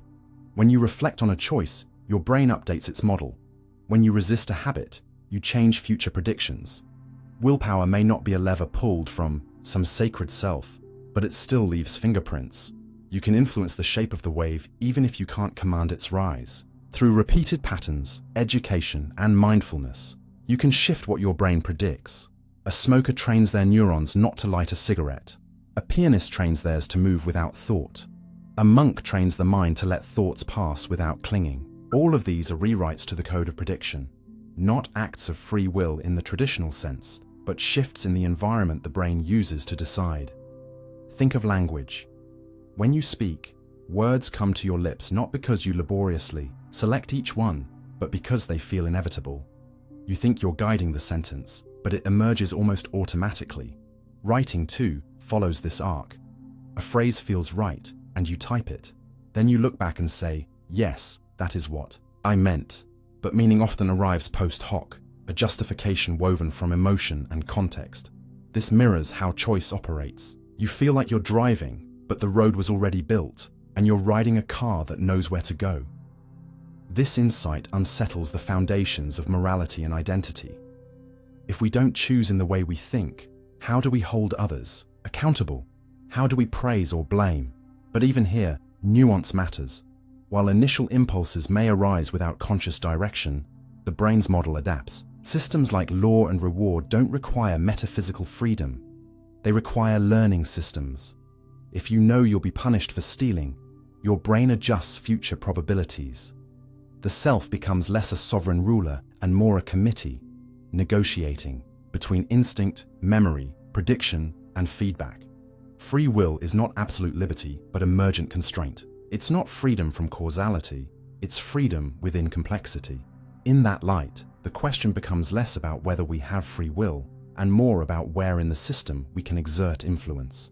If your brain acts before you're aware, then training that brain, shaping its environment, its habits, its inputs, is the new form of authorship. You may not control your thoughts, but you can curate what you feed them. You may not decide what urges arise, but you can shape what urges win. In this sense, will is like a garden. You don't choose the rain or the sun, but you plant, prune, and prepare. And over time, the shape of what grows looks a lot like purpose. This brings us full circle. The experience of choice is not false, it's layered. Your brain simulates possibility, selects trajectories, and writes a narrative around what occurred. It's not lying to you, it's offering a cohesive user interface. Just as a desktop hides code behind icons, consciousness hides neurons behind narratives. It doesn't show the process, it shows the result. And from that result, you build your identity. A person who chooses, who tries, who learns. So next time you feel the urge to do something, reach, speak, move, pause, ask not just why you're doing it, but how it came to be. Was it memory, habit, emotion, environment? The more you notice these threads, the more agency you cultivate, not by overriding the system, but by understanding it. You are not the lone pilot behind a dashboard.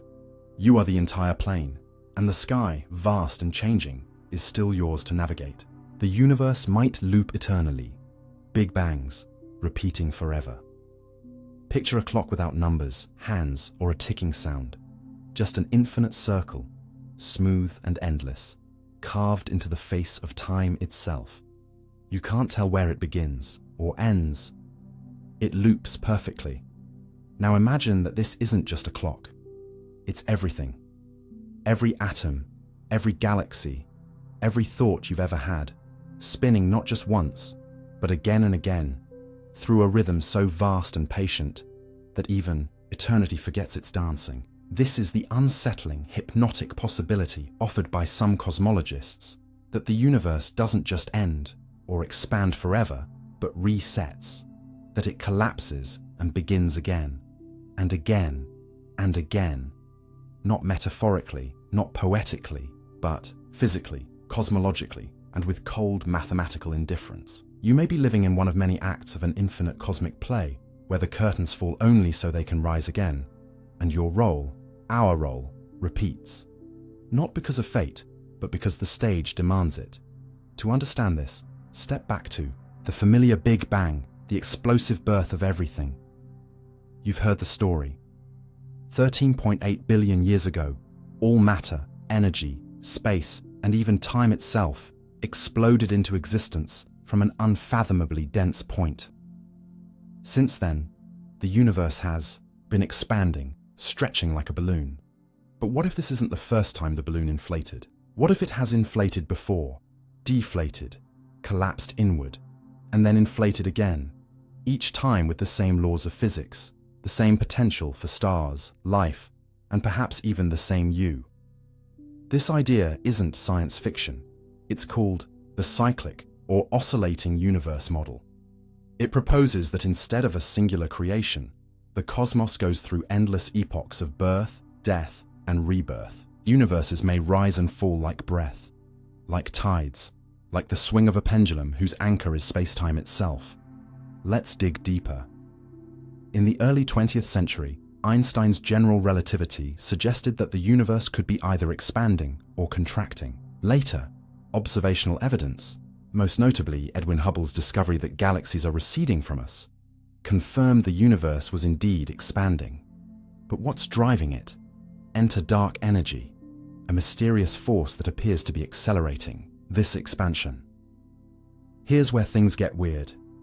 If the expansion continues forever, galaxies will drift so far apart that stars will burn out, matter will decay, and the universe will end in what physicists call heat death, a cold, dark stillness where nothing can happen. But what if dark energy isn't constant?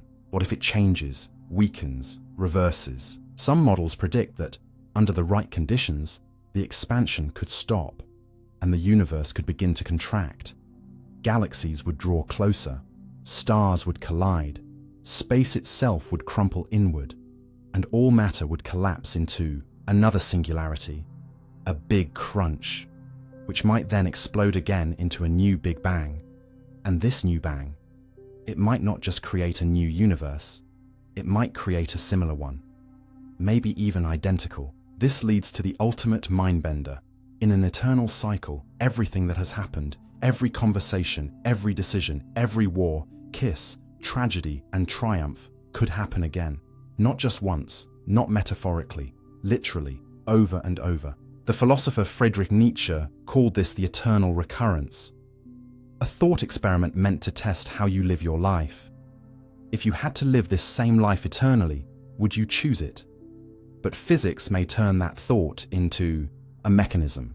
If the universe reboots endlessly and the physical laws remain constant, then it's conceivable that the same configurations could arise again. You might be reading this very sentence an infinite number of times across the endless tapestry of cycles, and you'd never know. Now, let's talk metaphor. Imagine a record player with a scratch, a small skip that causes the same few seconds of a song to repeat. If the scratch is just right, you won't even realize the repetition. The music feels continuous, the beat feels new, but it isn't. The needle jumps back, the song replays, and you, the listener, are none the wiser. The universe could be like that. Not because it's broken, but because the groove of physics leads it back to the same refrain. You live, you die. The stars burn, the stars fade. Gravity tightens its grip. Everything folds inward. Then, like breath, after drowning, bang, it begins again, new but familiar, different but the same. Recent advances in cosmology, particularly from string theory and loop quantum gravity, offer frameworks where such cycles might be mathematically viable. In some models, the Big Bang isn't a beginning, but a bounce, a result of a previous universe collapsing. In others, higher dimensional branes collide in a cyclical fashion, triggering periodic explosions of space-time. These are not settled science. They are radical, fringe hypotheses. But they are taken seriously by serious scientists, because they solve real problems. Like why the universe seems so flat, so smooth, so fine-tuned for life. A cyclical universe, would allow time to stretch out long enough for imperfections to iron themselves out. It would give the cosmos multiple tries to get it right. But here's the twist. Even if this is true, even if we are living in the billionth reboot of reality, there's no way to remember the last one. The end of a universe is not a fade to black. It's the erasure of all structure, all memory, all causality. The next Big Bang doesn't carry forward a memory chip from the last. It's a clean slate, born from ash and silence. So even if your atoms have danced this dance a million times before, each step still feels new, still feels yours, and maybe that's enough. This perspective changes how we see time, not as a line, but as a loop, not as a path toward entropy, but as a spiral of rebirth. In most human narratives, death is final. But what if it's a hinge? Not an end, but a point of turning. In a cyclic universe, endings are beginnings. Collapse is creation. And the story is never really over. It just changes its mask. So what do you do with this knowledge? Does it make you feel small, repetitive, insignificant? Or does it offer something freeing? If everything repeats, maybe what matters isn't the outcome, but the experience. Maybe your life isn't a one-time performance, but a verse in a cosmic song sung forever. And maybe your choices, though they vanish, echo across loops. Even if the next you doesn't remember this one, maybe it feels it. Maybe kindness, courage, love, even fleeting, leave an imprint on the groove. The looping universe isn't just a cosmological idea. It's a mirror, a challenge. It asks, if this is all going to happen again, how will you show up next time? How will you treat this moment, this breath, as if it echoes into forever? And most importantly, if you were offered the chance to ride the loop again, would you say yes? Your gut can control your decisions, without you knowing. You like to think you're the captain of your mind, that your choices, what you buy, who you trust, who you love, what you fear, are the result of conscious reasoning, of thought processes, formed in that mysterious theater behind your forehead called the brain. And yet, beneath all of that, there's a silent partner, an ancient, churning presence coiled deep in your abdomen. It has no voice, no thoughts, no opinions in the traditional sense, but it has influence, immense influence. It nudges you when something feels wrong. It flutters when you're nervous. It twists when danger approaches. And astonishingly, it can override your rational thinking. This isn't poetry.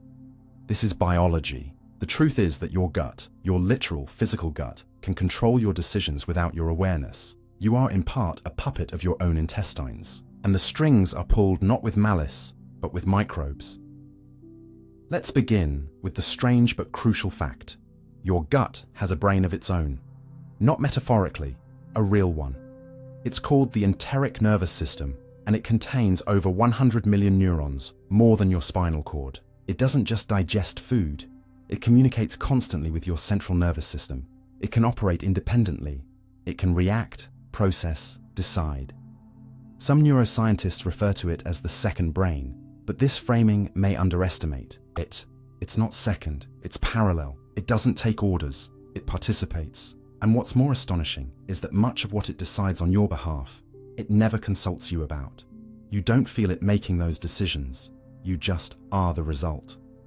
The gut talks to your brain through a superhighway called the vagus nerve. It carries electrical impulses, chemical signals, hormonal data. When you feel stressed, your gut slows digestion. When your gut is inflamed, your brain feels foggy or anxious.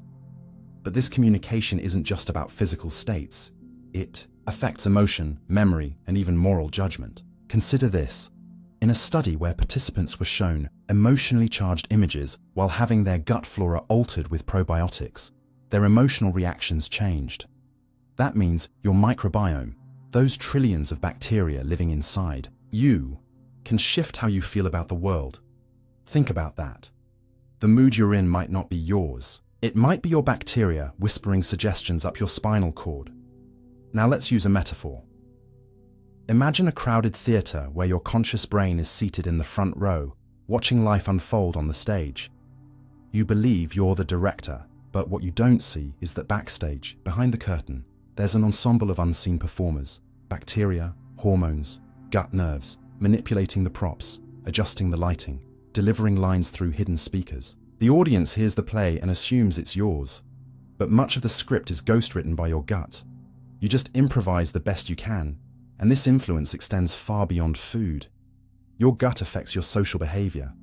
Studies on mice have shown that when you transplant the microbiome of a bold mouse into a timid one, the timid one becomes bold. Similar effects are now being found in humans. People with depression often show disrupted gut flora. In some trials, changing the gut flora with specific probiotics reduces anxiety. What you think is a you problem might be a microbiological imbalance. There are bacteria that produce dopamine, serotonin, GABA, neurotransmitters once thought to be produced solely in the brain. In fact, over 90% of your serotonin, the feel-good chemical, is produced in your gut. So, when you're happy, when you fall in love, when you feel peace, part of that may be intestinal chemistry, not divine joy or rational reflection. And here's where it gets stranger. Your gut can anticipate decisions before you're aware of them. Before you choose to speak, move, or act, your body prepares.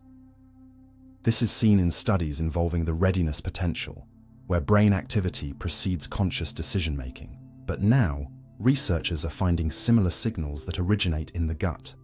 In other words, your gut might begin reacting to stimuli before your conscious mind catches up. You might think you made a gut decision, when in fact your gut made it for you and simply sent a memo to your brain afterward, which your mind interprets as intuition. But why would evolution allow this? Why would your body hand over such vital controls to your intestines? The answer lies in survival.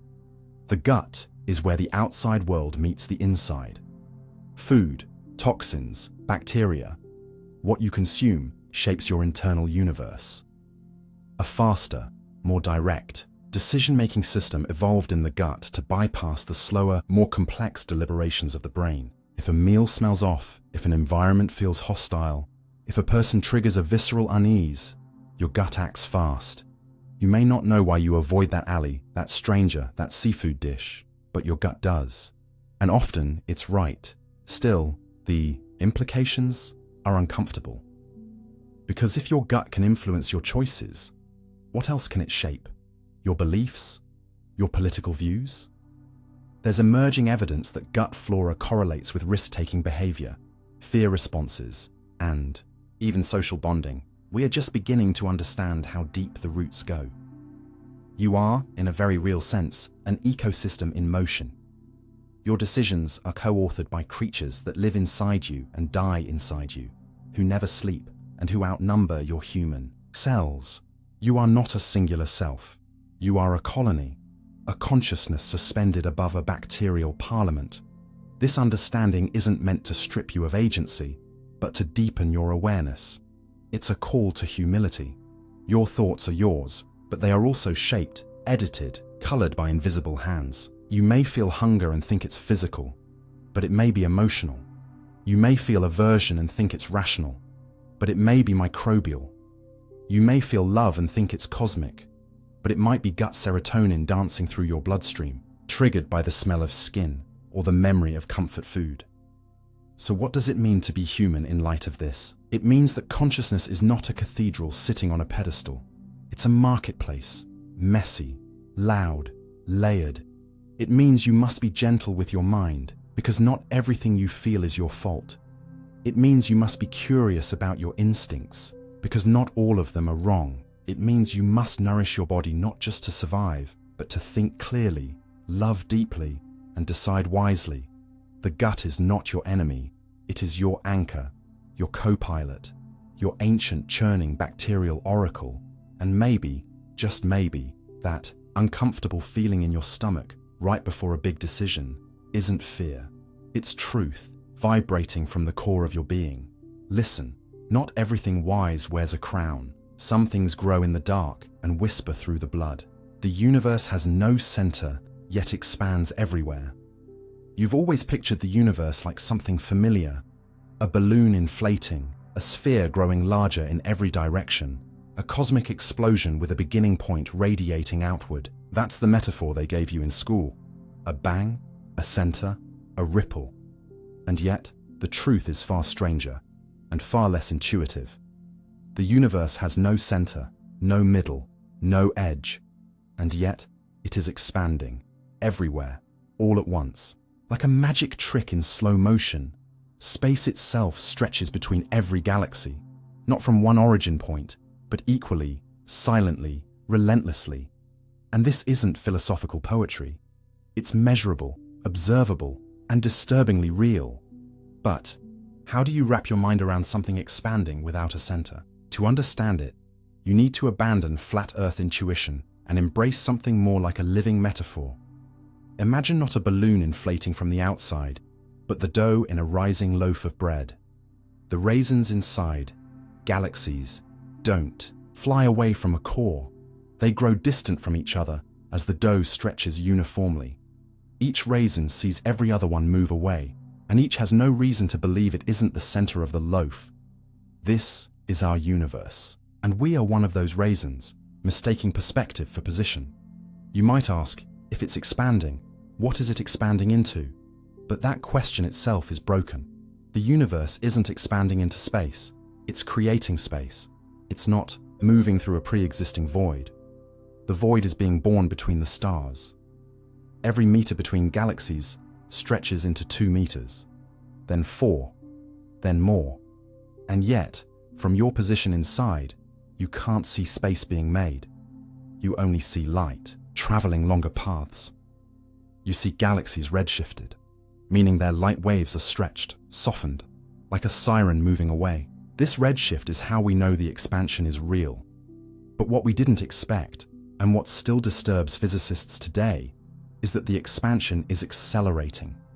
Galaxies aren't just drifting, they're fleeing, faster and faster, as though pushed by some invisible pressure. We named this dark energy, not because we understand it, but because we don't. And it's this dark energy that ensures there is no universal center. The universe doesn't expand from a single explosion point. It expands from within itself. Every point is equally the origin. Every point is equally nowhere. That's the paradox. And it breaks the human mind, because the human mind wants structure. It wants hierarchies. It wants beginnings and middles and ends. But the cosmos has no obligation to fit inside our categories. The Big Bang wasn't an explosion in space. It was an explosion of space. Time and matter didn't erupt into a room. They were the room being built. The bang was not loud. It was not visible. It was a quiet shift in the laws of reality. And everything that followed, the stars, the galaxies, you, are artifacts of that original stretch. But because it happened everywhere at once, there is no place we can point to and say, it started here. The start was not spatial, it was structural. And so we float inside a cosmos that has no center, but behaves as if every part is the center. The expansion makes every observer feel at rest, while every other observer seems to be moving away. That's the magic of relativity, and it's unsettling because it means we have no privileged position in the universe, not physically, and maybe not existentially. Think of it like this. You are on a train in the dark, and there are windows all around. Outside those windows you see distant lights, other trains, other passengers. Every light appears to drift away. But you cannot tell if you are moving or they are. In truth, space itself is stretching between you. It is not a vehicle. It is the track, and it moves beneath your feet whether you want it to or not. In this metaphor, there is no station, no origin point, just movement. That's what the universe is doing, and it leads to eerie consequences. One day, if the expansion continues, distant galaxies will fade out of view. Their light will never reach us.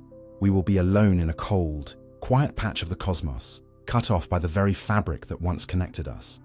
The expansion that creates also isolates. The more the universe grows, the more it forgets itself. But there's a deeper implication here, one that hits at identity. If every point is equally the center, then the idea of a center loses meaning. And yet, humans crave a center. We want Earth to be the middle. We want ourselves to be the middle, the center of attention, the center of purpose. But the universe laughs gently at that desire. It has no middle because it doesn't need one. It's like a song that echoes in all directions at once, like a painting where every brushstroke begins anew. And maybe that's the hidden beauty. You are not at the center of the universe, but neither is anyone else, which means paradoxically that you're as central as anything can be, because wherever you are, the expansion surrounds you. The Big Bang still echoes in your bones, and your say are inside the unfolding, not apart from it. And this is where the metaphor turns inward. Picture your life not as a journey from point A to point B, but as an expansion. Your thoughts stretch, your relationships stretch, your understanding stretches, not from a center, but in every direction. And just like the universe, you expand without knowing what you're expanding into. You create space inside yourself, for pain, for joy, for contradiction, and perhaps, just perhaps, the lesson of a centerless universe is that meaning is not fixed. It's generated. Like space, it's something that grows between things, not above them. So next time you look at the stars, don't ask where the center is. There is no center. There is only now. There is only the unfolding.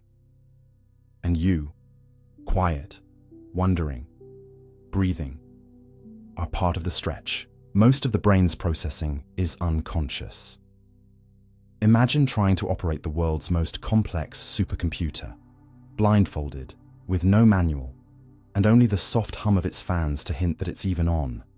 That's your life. Because the brain you live with, the brain you think you understand, is not only vastly more powerful than anything humans have ever built, it's also largely hidden from you. You think you are the driver of your thoughts, the originator of your choices, the captain of your consciousness. But in truth, you're more like a passenger in a ship that's already halfway to its destination by the time you realize you're even on board. Most of what your brain does, it does without your permission, without your awareness, and without leaving a trace. From interpreting billions of bits of sensory data every second, to coordinating complex muscular actions, to shaping your emotional responses, and even scripting the illusion of your free will. The unconscious mind is the architect behind the curtain, and the conscious self, the one that thinks it's in control, is more like a narrator trying to keep up with a story that's already been written. You don't decide what to feel, you notice what you're feeling. You don't choose your thoughts, you discover them, like echoes from a deeper chamber. And by the time those echoes reach your awareness, they've already shaped what you're going to do next. The metaphor is simple. Imagine a theater. On stage is the conscious mind, the actor, the voice, the script. But beneath the stage is a labyrinth of machinery. Pulleys, levers, spotlights, audio cues, all working in harmony to create the illusion of a seamless performance. That's your unconscious brain. It moves the props. It changes the lighting. It builds the scene before you ever step into it. And just like in a real theater, the audience only sees what the director wants them to see. They don't know there's a crew of 100 sweating backstage to make the illusion flawless. In your case, that backstage crew is your subconscious, processing. And it's doing far more than you think. Take vision, for example. You might believe you open your eyes and see the world directly. But vision is not a passive experience. It's an active construction. Light hits your retina, yes, but what you see is a stitched-together approximation, built by inference, filled in by prediction, and shaped by memory. Your brain guesses what's out there and shows you a cleaned-up version it thinks will be useful. You never see raw reality. Only the tailored version your unconscious mind builds on your behalf. And this invisible processing isn't limited to sight.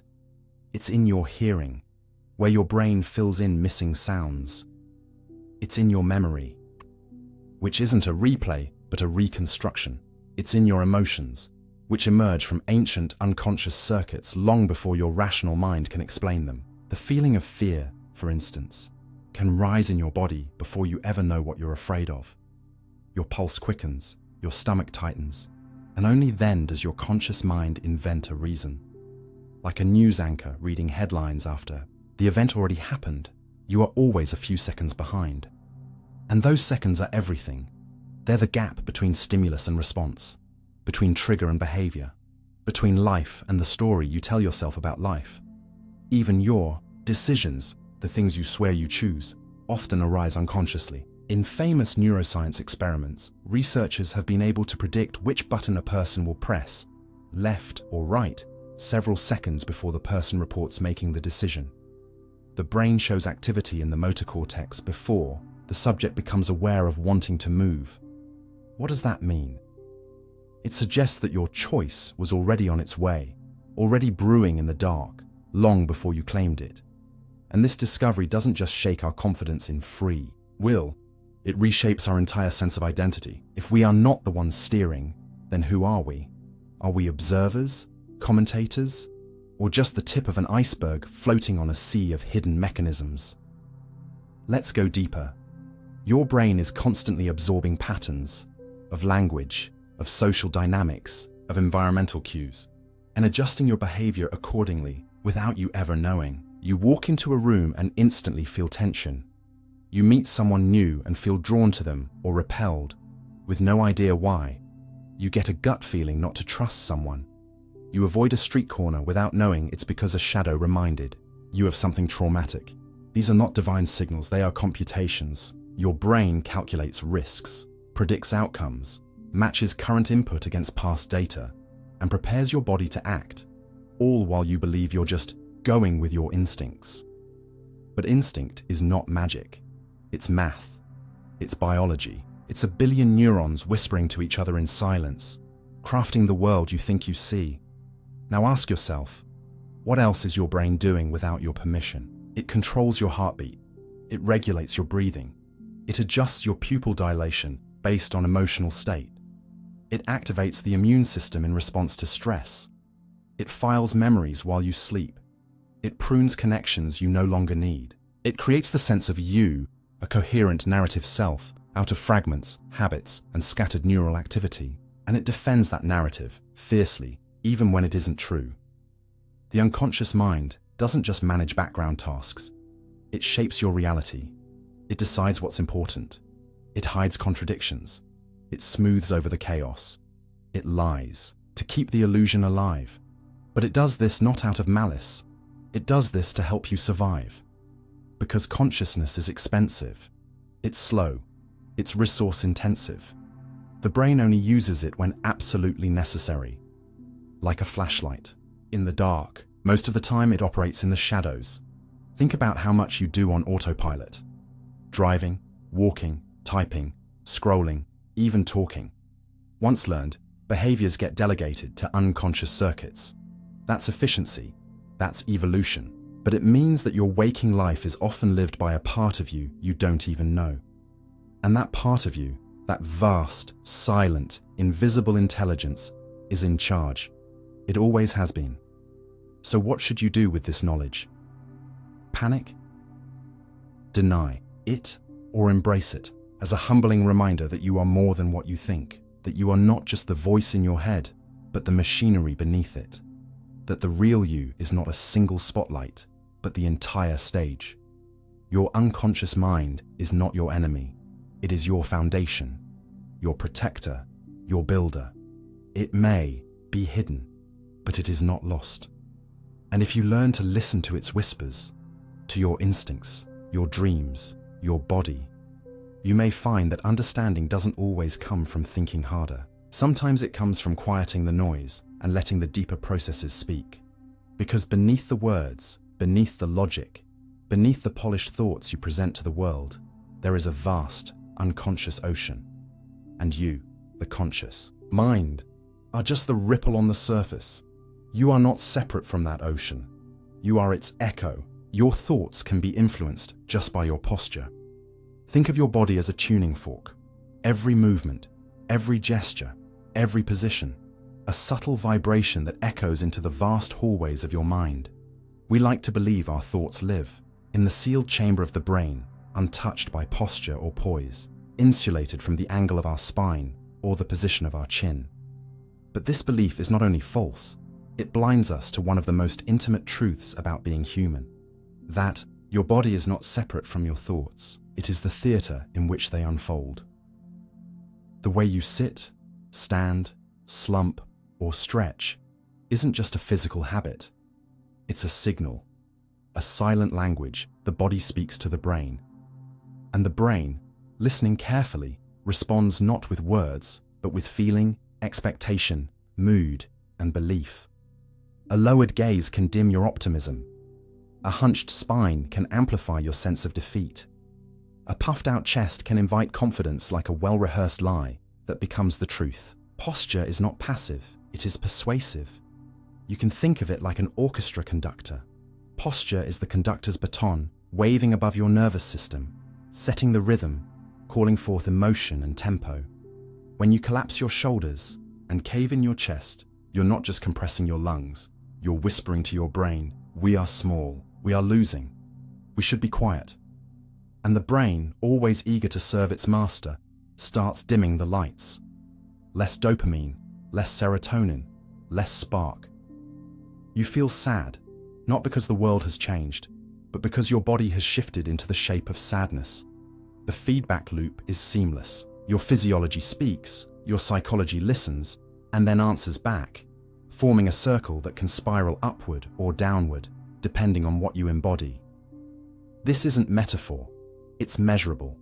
In countless psychological studies, participants who adopted power poses, open, expansive, upright positions, reported feeling more confident and performed better on tasks involving risk-taking and assertiveness. Conversely, those who slouched or folded inward felt more anxious, avoided challenge, and exhibited lower self-esteem.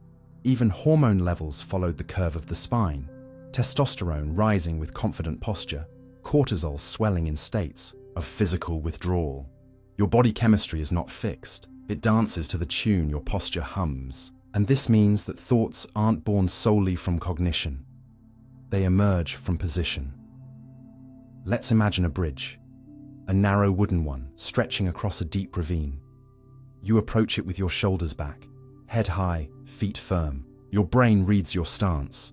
I am ready, I am capable. So it delivers courage, sharpens your vision, steadies your breath. But now imagine approaching that same bridge hunched, eyes low, toes pointed inward. Your body says, "We're in danger." Your brain, trusting the only data it has, your posture, responds with fear, caution, retreat. Nothing on the bridge has changed. Only you, only your shape, only your silent language. And posture doesn't just influence emotion, it changes perception.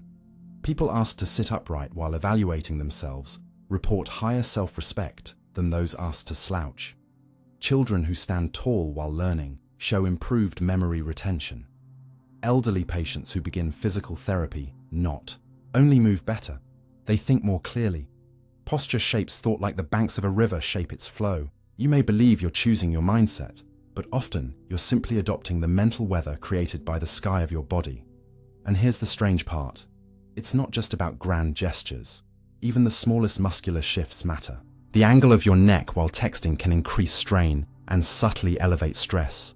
The way you hold your hands in your lap can affect how passive or engaged your mind feels. The tilt of your pelvis while sitting can invite either sluggishness or alertness. We are sensitive machines, exquisite instruments of alignment and feedback. But we walk through life like violins that don't know we're playing music. This becomes more than academic when you realize how posture and trauma interact. People who have experienced chronic stress, anxiety, or emotional pain often adopt protective body language, crossed arms, curled shoulders, tightened jaws. Over time, these positions become habitual, like armor you forget you're wearing. But this armor doesn't just protect, it isolates. It changes how others perceive you. More importantly, it changes how you perceive the world. A guarded stance signals threat. A lowered chin implies submission. Averted eyes reduce confidence. Your body, stuck in old defense patterns, keeps your mind trapped in the past, reinforcing the very fears you want to escape. But there's hope in this cycle too, because if the body can trap the mind, it can also liberate it. Deliberately shifting your posture, even when it feels unnatural, sends a new signal. It says, "We're safe now. We can open up." we can rise. The mind, ever trusting of its physical host, responds. It rewires, it rebalances, it lets go. This is why practices like yoga, tai chi, or even simple breath work are so powerful. They teach the body to move in a way that tells a different story.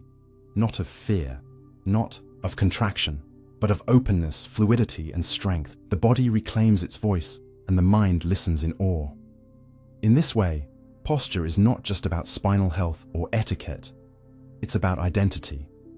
When you walk tall, you don't just look different, you are different.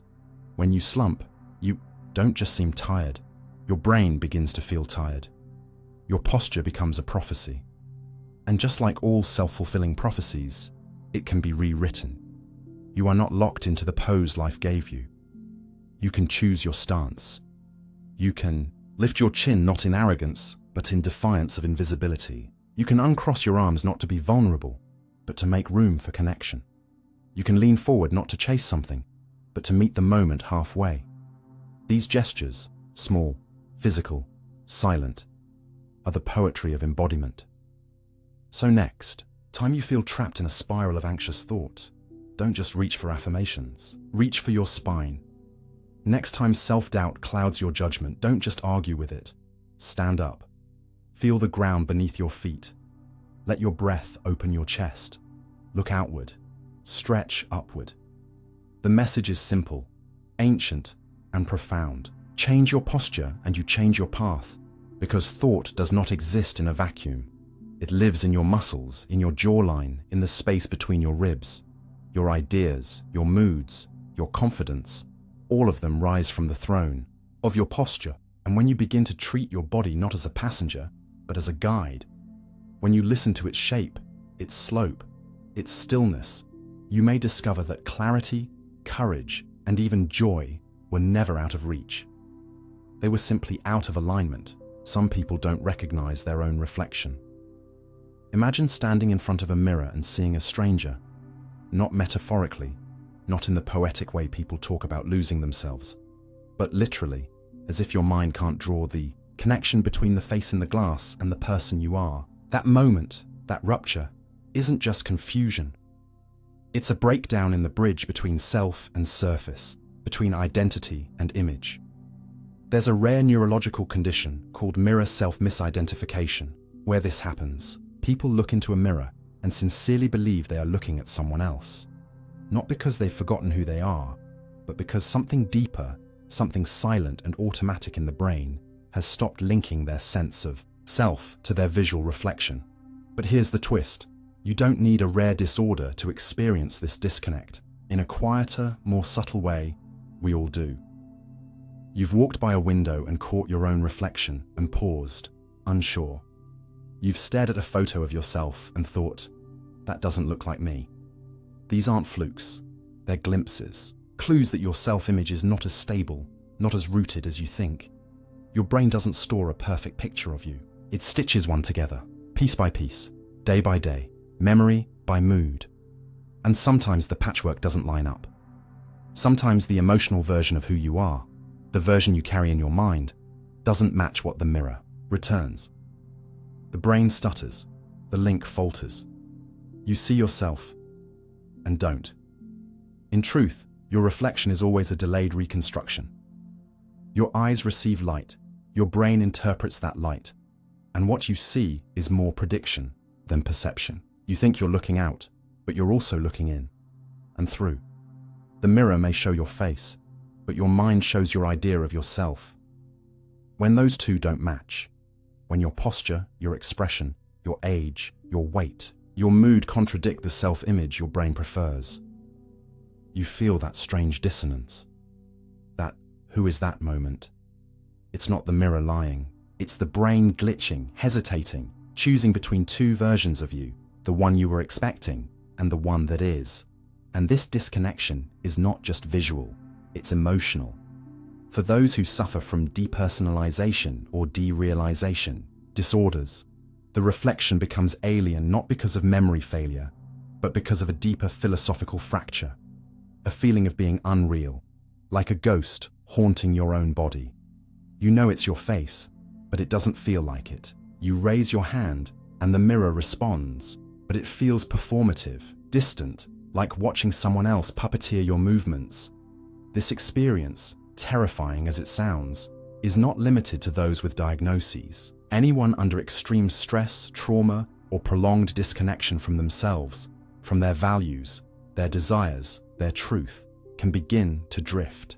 And when they do, the mirror becomes a portal not into the self, but into a question. Who have I become? And in that silence, when words fail and memory feels fogged, the reflection becomes a confrontation. Not just with how you look, but with what you've endured. Not what the world sees, but what you no longer recognize. Mirrors are honest, but honesty without context can be cruel. The mirror doesn't show your memories, your sacrifices, your growth. It doesn't show what you meant to say, only how your lips hang silent. It doesn't show your kindness, only the lines that time has carved. So we learn to mistrust it. We look quickly, adjust what's visible, and walk away, hoping the world sees something truer than we do. But deep down, we wonder, if we can't fully recognize ourselves, how can anyone else? And it doesn't stop there. This uncertainty seeps beyond mirrors, into voice memos that don't sound like us, into videos where our gestures feel foreign, into moments where we laugh and suddenly wonder if that laugh really belongs to us. It's as if our identity is being filtered through a prism, refracted by expectation, pressure, fatigue, fear. And each reflection is just one version, one angle, never quite whole. There's a metaphor in mythology, Narcissus, who fell in love with his reflection and was destroyed by it. But the modern danger isn't falling in love with our reflection. It's falling out of belief in it, seeing the surface and feeling no spark of recognition. Not out of vanity, but vacancy. You scroll through selfies, profile pictures, curated portraits, and still feel like none of them are you. That's not ego, that's exile. And sometimes the most dangerous kind of lost is when you're looking right at yourself and still feel invisible. In a world of constant presentation, where your image is fragmented across platforms and screens, the question becomes louder. Which version is me? The smiling one posted for approval, the tired one glimpsed late at night, the confident one from months ago, or the uncertain one in the mirror now? Identity, once felt like a compass, becomes more like a weather vane, shifting with the winds of attention, feedback, nostalgia, and the weight of trying to stay consistent across all mirrors, real or digital, becomes exhausting. But there's another truth, quieter but more powerful. Your reflection was never supposed to define you. It was meant to remind you, to whisper back pieces of your presence, to anchor you when the winds of the world pull you away from yourself. It's not meant to validate who you are. It's a canvas, and like all canvases, it changes with the light, the angle, the moment. So when you see someone in the mirror who doesn't look familiar, it might not be that you've become a stranger. It might be that you've grown beyond the image your brain still holds. We don't outgrow mirrors, but we do outgrow the stories we once attached to them. The hairstyle that used to mean confidence, the weight that used to mean worth, the expression that used to mean failure. These associations were taught, and they can be untaught. The face you see is not an enemy. It's a messenger, sometimes tired, sometimes unfiltered, sometimes out of focus, but always waiting for you to look deeper. The path forward isn't in fixing the mirror. It's in updating the internal portrait, in recognizing that you're not meant to stay, frozen in time. Your reflection will change. Let it. Your smile might soften. Your posture might slouch. Your eyes might grow more serious. That doesn't mean you've lost yourself. It means you're alive. It means your story has chapters. And the person in the mirror isn't someone you should recognize all the time. There's someone you should get to know, again and again. Because the deeper truth is, identity is a dialogue, not a monologue. And sometimes, you need to meet your own eyes like you would an old friend, with curiosity, not certainty. Look past the flaws, past the assumptions, past the surface metrics that the world tells you to care about. Look into the mirror not for perfection, but for presence. Because even when you feel far from yourself, even when the reflection feels off, there's something more consistent than your appearance, your resilience, your curiosity, your will to keep showing up. These don't wrinkle, these don't grey, these don't fade under harsh lighting. So the next time your reflection startles you, don't look away, look closer. Not at the hair, the eyes, the skin, but at the story behind them. The days you survived, the things you learned, the silent battles no camera captured. You are in there, you always were. But like all deep truths, sometimes it takes a second glance and a quieter mind to truly see it. And when you do, when you let your gaze soften and your thoughts quiet, you might find that the person in the mirror isn't a stranger. They're a survivor, a witness, a becoming. And that recognition, that gentle yes, might be the beginning of coming home to yourself. Even seeing someone yawn can change your brain state. A yawn is often dismissed as a sign of boredom or fatigue, a reflex, a background behavior. But imagine for a moment that it's more than that. Picture it as a silent ripple, like a tuning, forks struck in the mind, sending subtle vibrations from one brain to another. You're in a room, fully alert, engaged, and then someone across from you yawns. Without warning, your own jaw loosens, your eyes water slightly, and you feel the urge to stretch. You don't think about it. It happens automatically, involuntarily. But in that moment, something incredible just occurred. Your brain rewired itself in response to another human's inner state. This is not mimicry, this is resonance, and it reveals something astonishing. Your consciousness isn't a sealed container. It's permeable, vulnerable, contagious. The phenomenon is called contagious yawning, but it's not limited to yawns. It's a window into the architecture of empathy, the circuitry of shared experience. Your brain holds a network of specialized cells called mirror neurons, the biological ghosts of other people's actions installed inside you. These neurons fire not only when you perform an action, but when you observe someone else doing it. When someone smiles, your brain lights up as if you smiled. When they wince, your face tenses. And when they yawn, your brain's arousal systems subtly shift. It's as if your nervous system is reaching out, whispering, "I feel you," long before you speak a word. But there's more. Yawning, the act itself, is not fully understood by science. Theories range from thermoregulation to oxygen intake to state transition. Some suggest it helps cool the brain. Others think it prepares the body for alertness. Yet, when you see a yawn, something deeper happens. Your mind unconsciously updates its model of the surrounding emotional field. Your body adjusts, heart rate shifts, neural activity alters. You are no longer just observing someone, you are synchronizing with them. And the eeriest part, the more empathetic you are, the more likely you are to catch that yawn. It's not weakness, it's sensitivity. Think about the implications. In a quiet room of strangers, one subtle act, one breath, one stretch can ripple outward, shifting minds like dominoes. This is not about the yawn itself, it's about the doorway it opens. Because if your brain state can change just by seeing a behavior, then your internal world is less private than you believe. It's a shared canvas, constantly painted by others. This is the kind of truth that unsettles our sense of individuality. You want to believe your thoughts are yours, your emotions self-contained. But biology tells a different story. From posture to facial expression, from laughter to tears, your brain is always scanning others, tuning itself, moment by moment, to the invisible orchestra of human presence. A single yawn can lower your vigilance, relax your muscles, even change your decision-making speed. Not because you're weak-minded, but because your brain is wired to join, to harmonize, to connect. Now imagine the metaphor. A room full of candles, unlit. One flickers on, and slowly, one by one, the flame spreads. Not with fire, but with awareness. That's what yawns do. That's what any emotional signal does. It's not about copying. It's about joining the invisible dance of neural alignment. We walk through life believing in our isolation, in the sanctity of our inner voice. But even the simplest reflex, a yawn, betrays a deeper truth.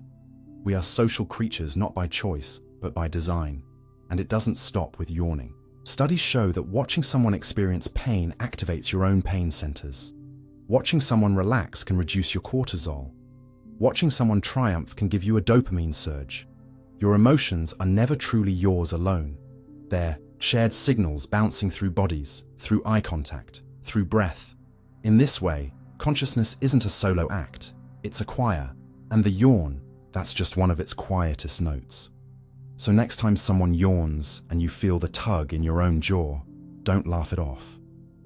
Realize what just happened. Two minds aligned for a split second. Your biology acknowledged their presence. And in a world that often feels disconnected and digital, that tiny involuntary gesture is a reminder. Your brain is listening.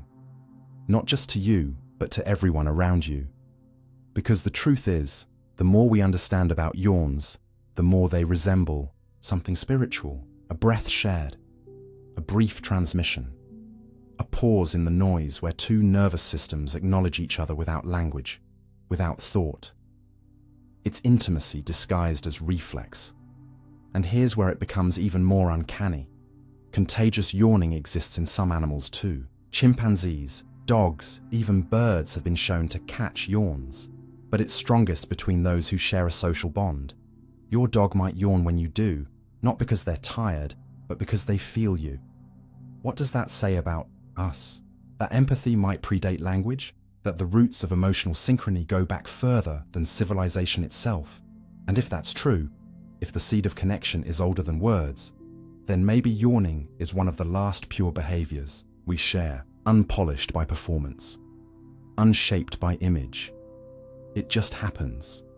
In boardrooms, in churches, in first dates and final goodbyes. A universal signal of biological unity. It may not be profound in appearance, but its implications are. We are bound, together by reflexes we don't even control. So much of modern life encourages separation. We curate ourselves, present polished versions, speak through screens. But behind all of that, beneath the roles we perform, our biology keeps reaching, through micro-expressions, through instinct, through things as small as a sigh, a stretch, a yawn. Each one a flicker of the unspoken language we were born into, a language of resonance. You may never notice how many times a day your brain adjusts itself because of someone else's tone, posture, or breath. But the data is there, in your slowed heart rate, your softened voice, your suddenly mirrored expression. You are porous. Not weak, but responsive. Your nervous system is a listener, and every room you enter becomes a kind of choir, humming low with the invisible song of shared state. The yawn is not noise, it's signal. It says, I see you. It says, we're in this moment together. It's a small rebellion against the myth of total autonomy. It's a tiny act of neural vulnerability. And perhaps what matters most isn't that you yawned. It's that something deep inside you chose to harmonize, even for a moment. A reflex, yes, but also a kind of wordless kindness. A way of saying, you're not alone, you never were. Your reality might be the result of a cosmic error. Imagine walking through a museum with billions of rooms, each one displaying a slightly different version of the same sculpture. Some cracked, some glowing, some bizarrely distorted. Now imagine that the version you happen to be standing in front of is not the most elegant or the most stable, but simply the one where the door happened to open. That sculpture is your reality. And the uncomfortable truth is, you may not be standing in the room of perfection or design, but rather the hallway of an accident. We like to think of the universe as a carefully calculated masterpiece, governed by finely tuned laws, birthed by cosmic elegance, held together by the grace of symmetry and precision. But what if it isn't? What if everything you see, feel, believe, and are is the fallout of a miscalculation? Not metaphorically, literally. A ripple of mathematical noise, a wrinkle in cosmic logic, a typo written into the operating system of the universe itself. This isn't science fiction. It's a legitimate, terrifying whisper inside some of the most cutting-edge theories in physics and cosmology. The equations that govern reality, quantum mechanics, general relativity, string theory, are full of elegant truths, but they also contain unresolved contradictions, places where the math breaks down, points where infinities emerge like mathematical screams of protest. The Big Bang, for example, doesn't unfold like a clean narrative. It explodes into being from a singularity, a point of infinite density, where all known laws collapse. That's not just mysterious, it's catastrophic. In computing, when a system encounters a divide by zero, it crashes. In cosmology, we treat that crash as the beginning of time, a cosmic error, a bug in the code. And yet here we are, existing in its wake, sentient ripples of an exception that somehow didn't end the program. Our universe, oddly enough, appears fine-tuned for life.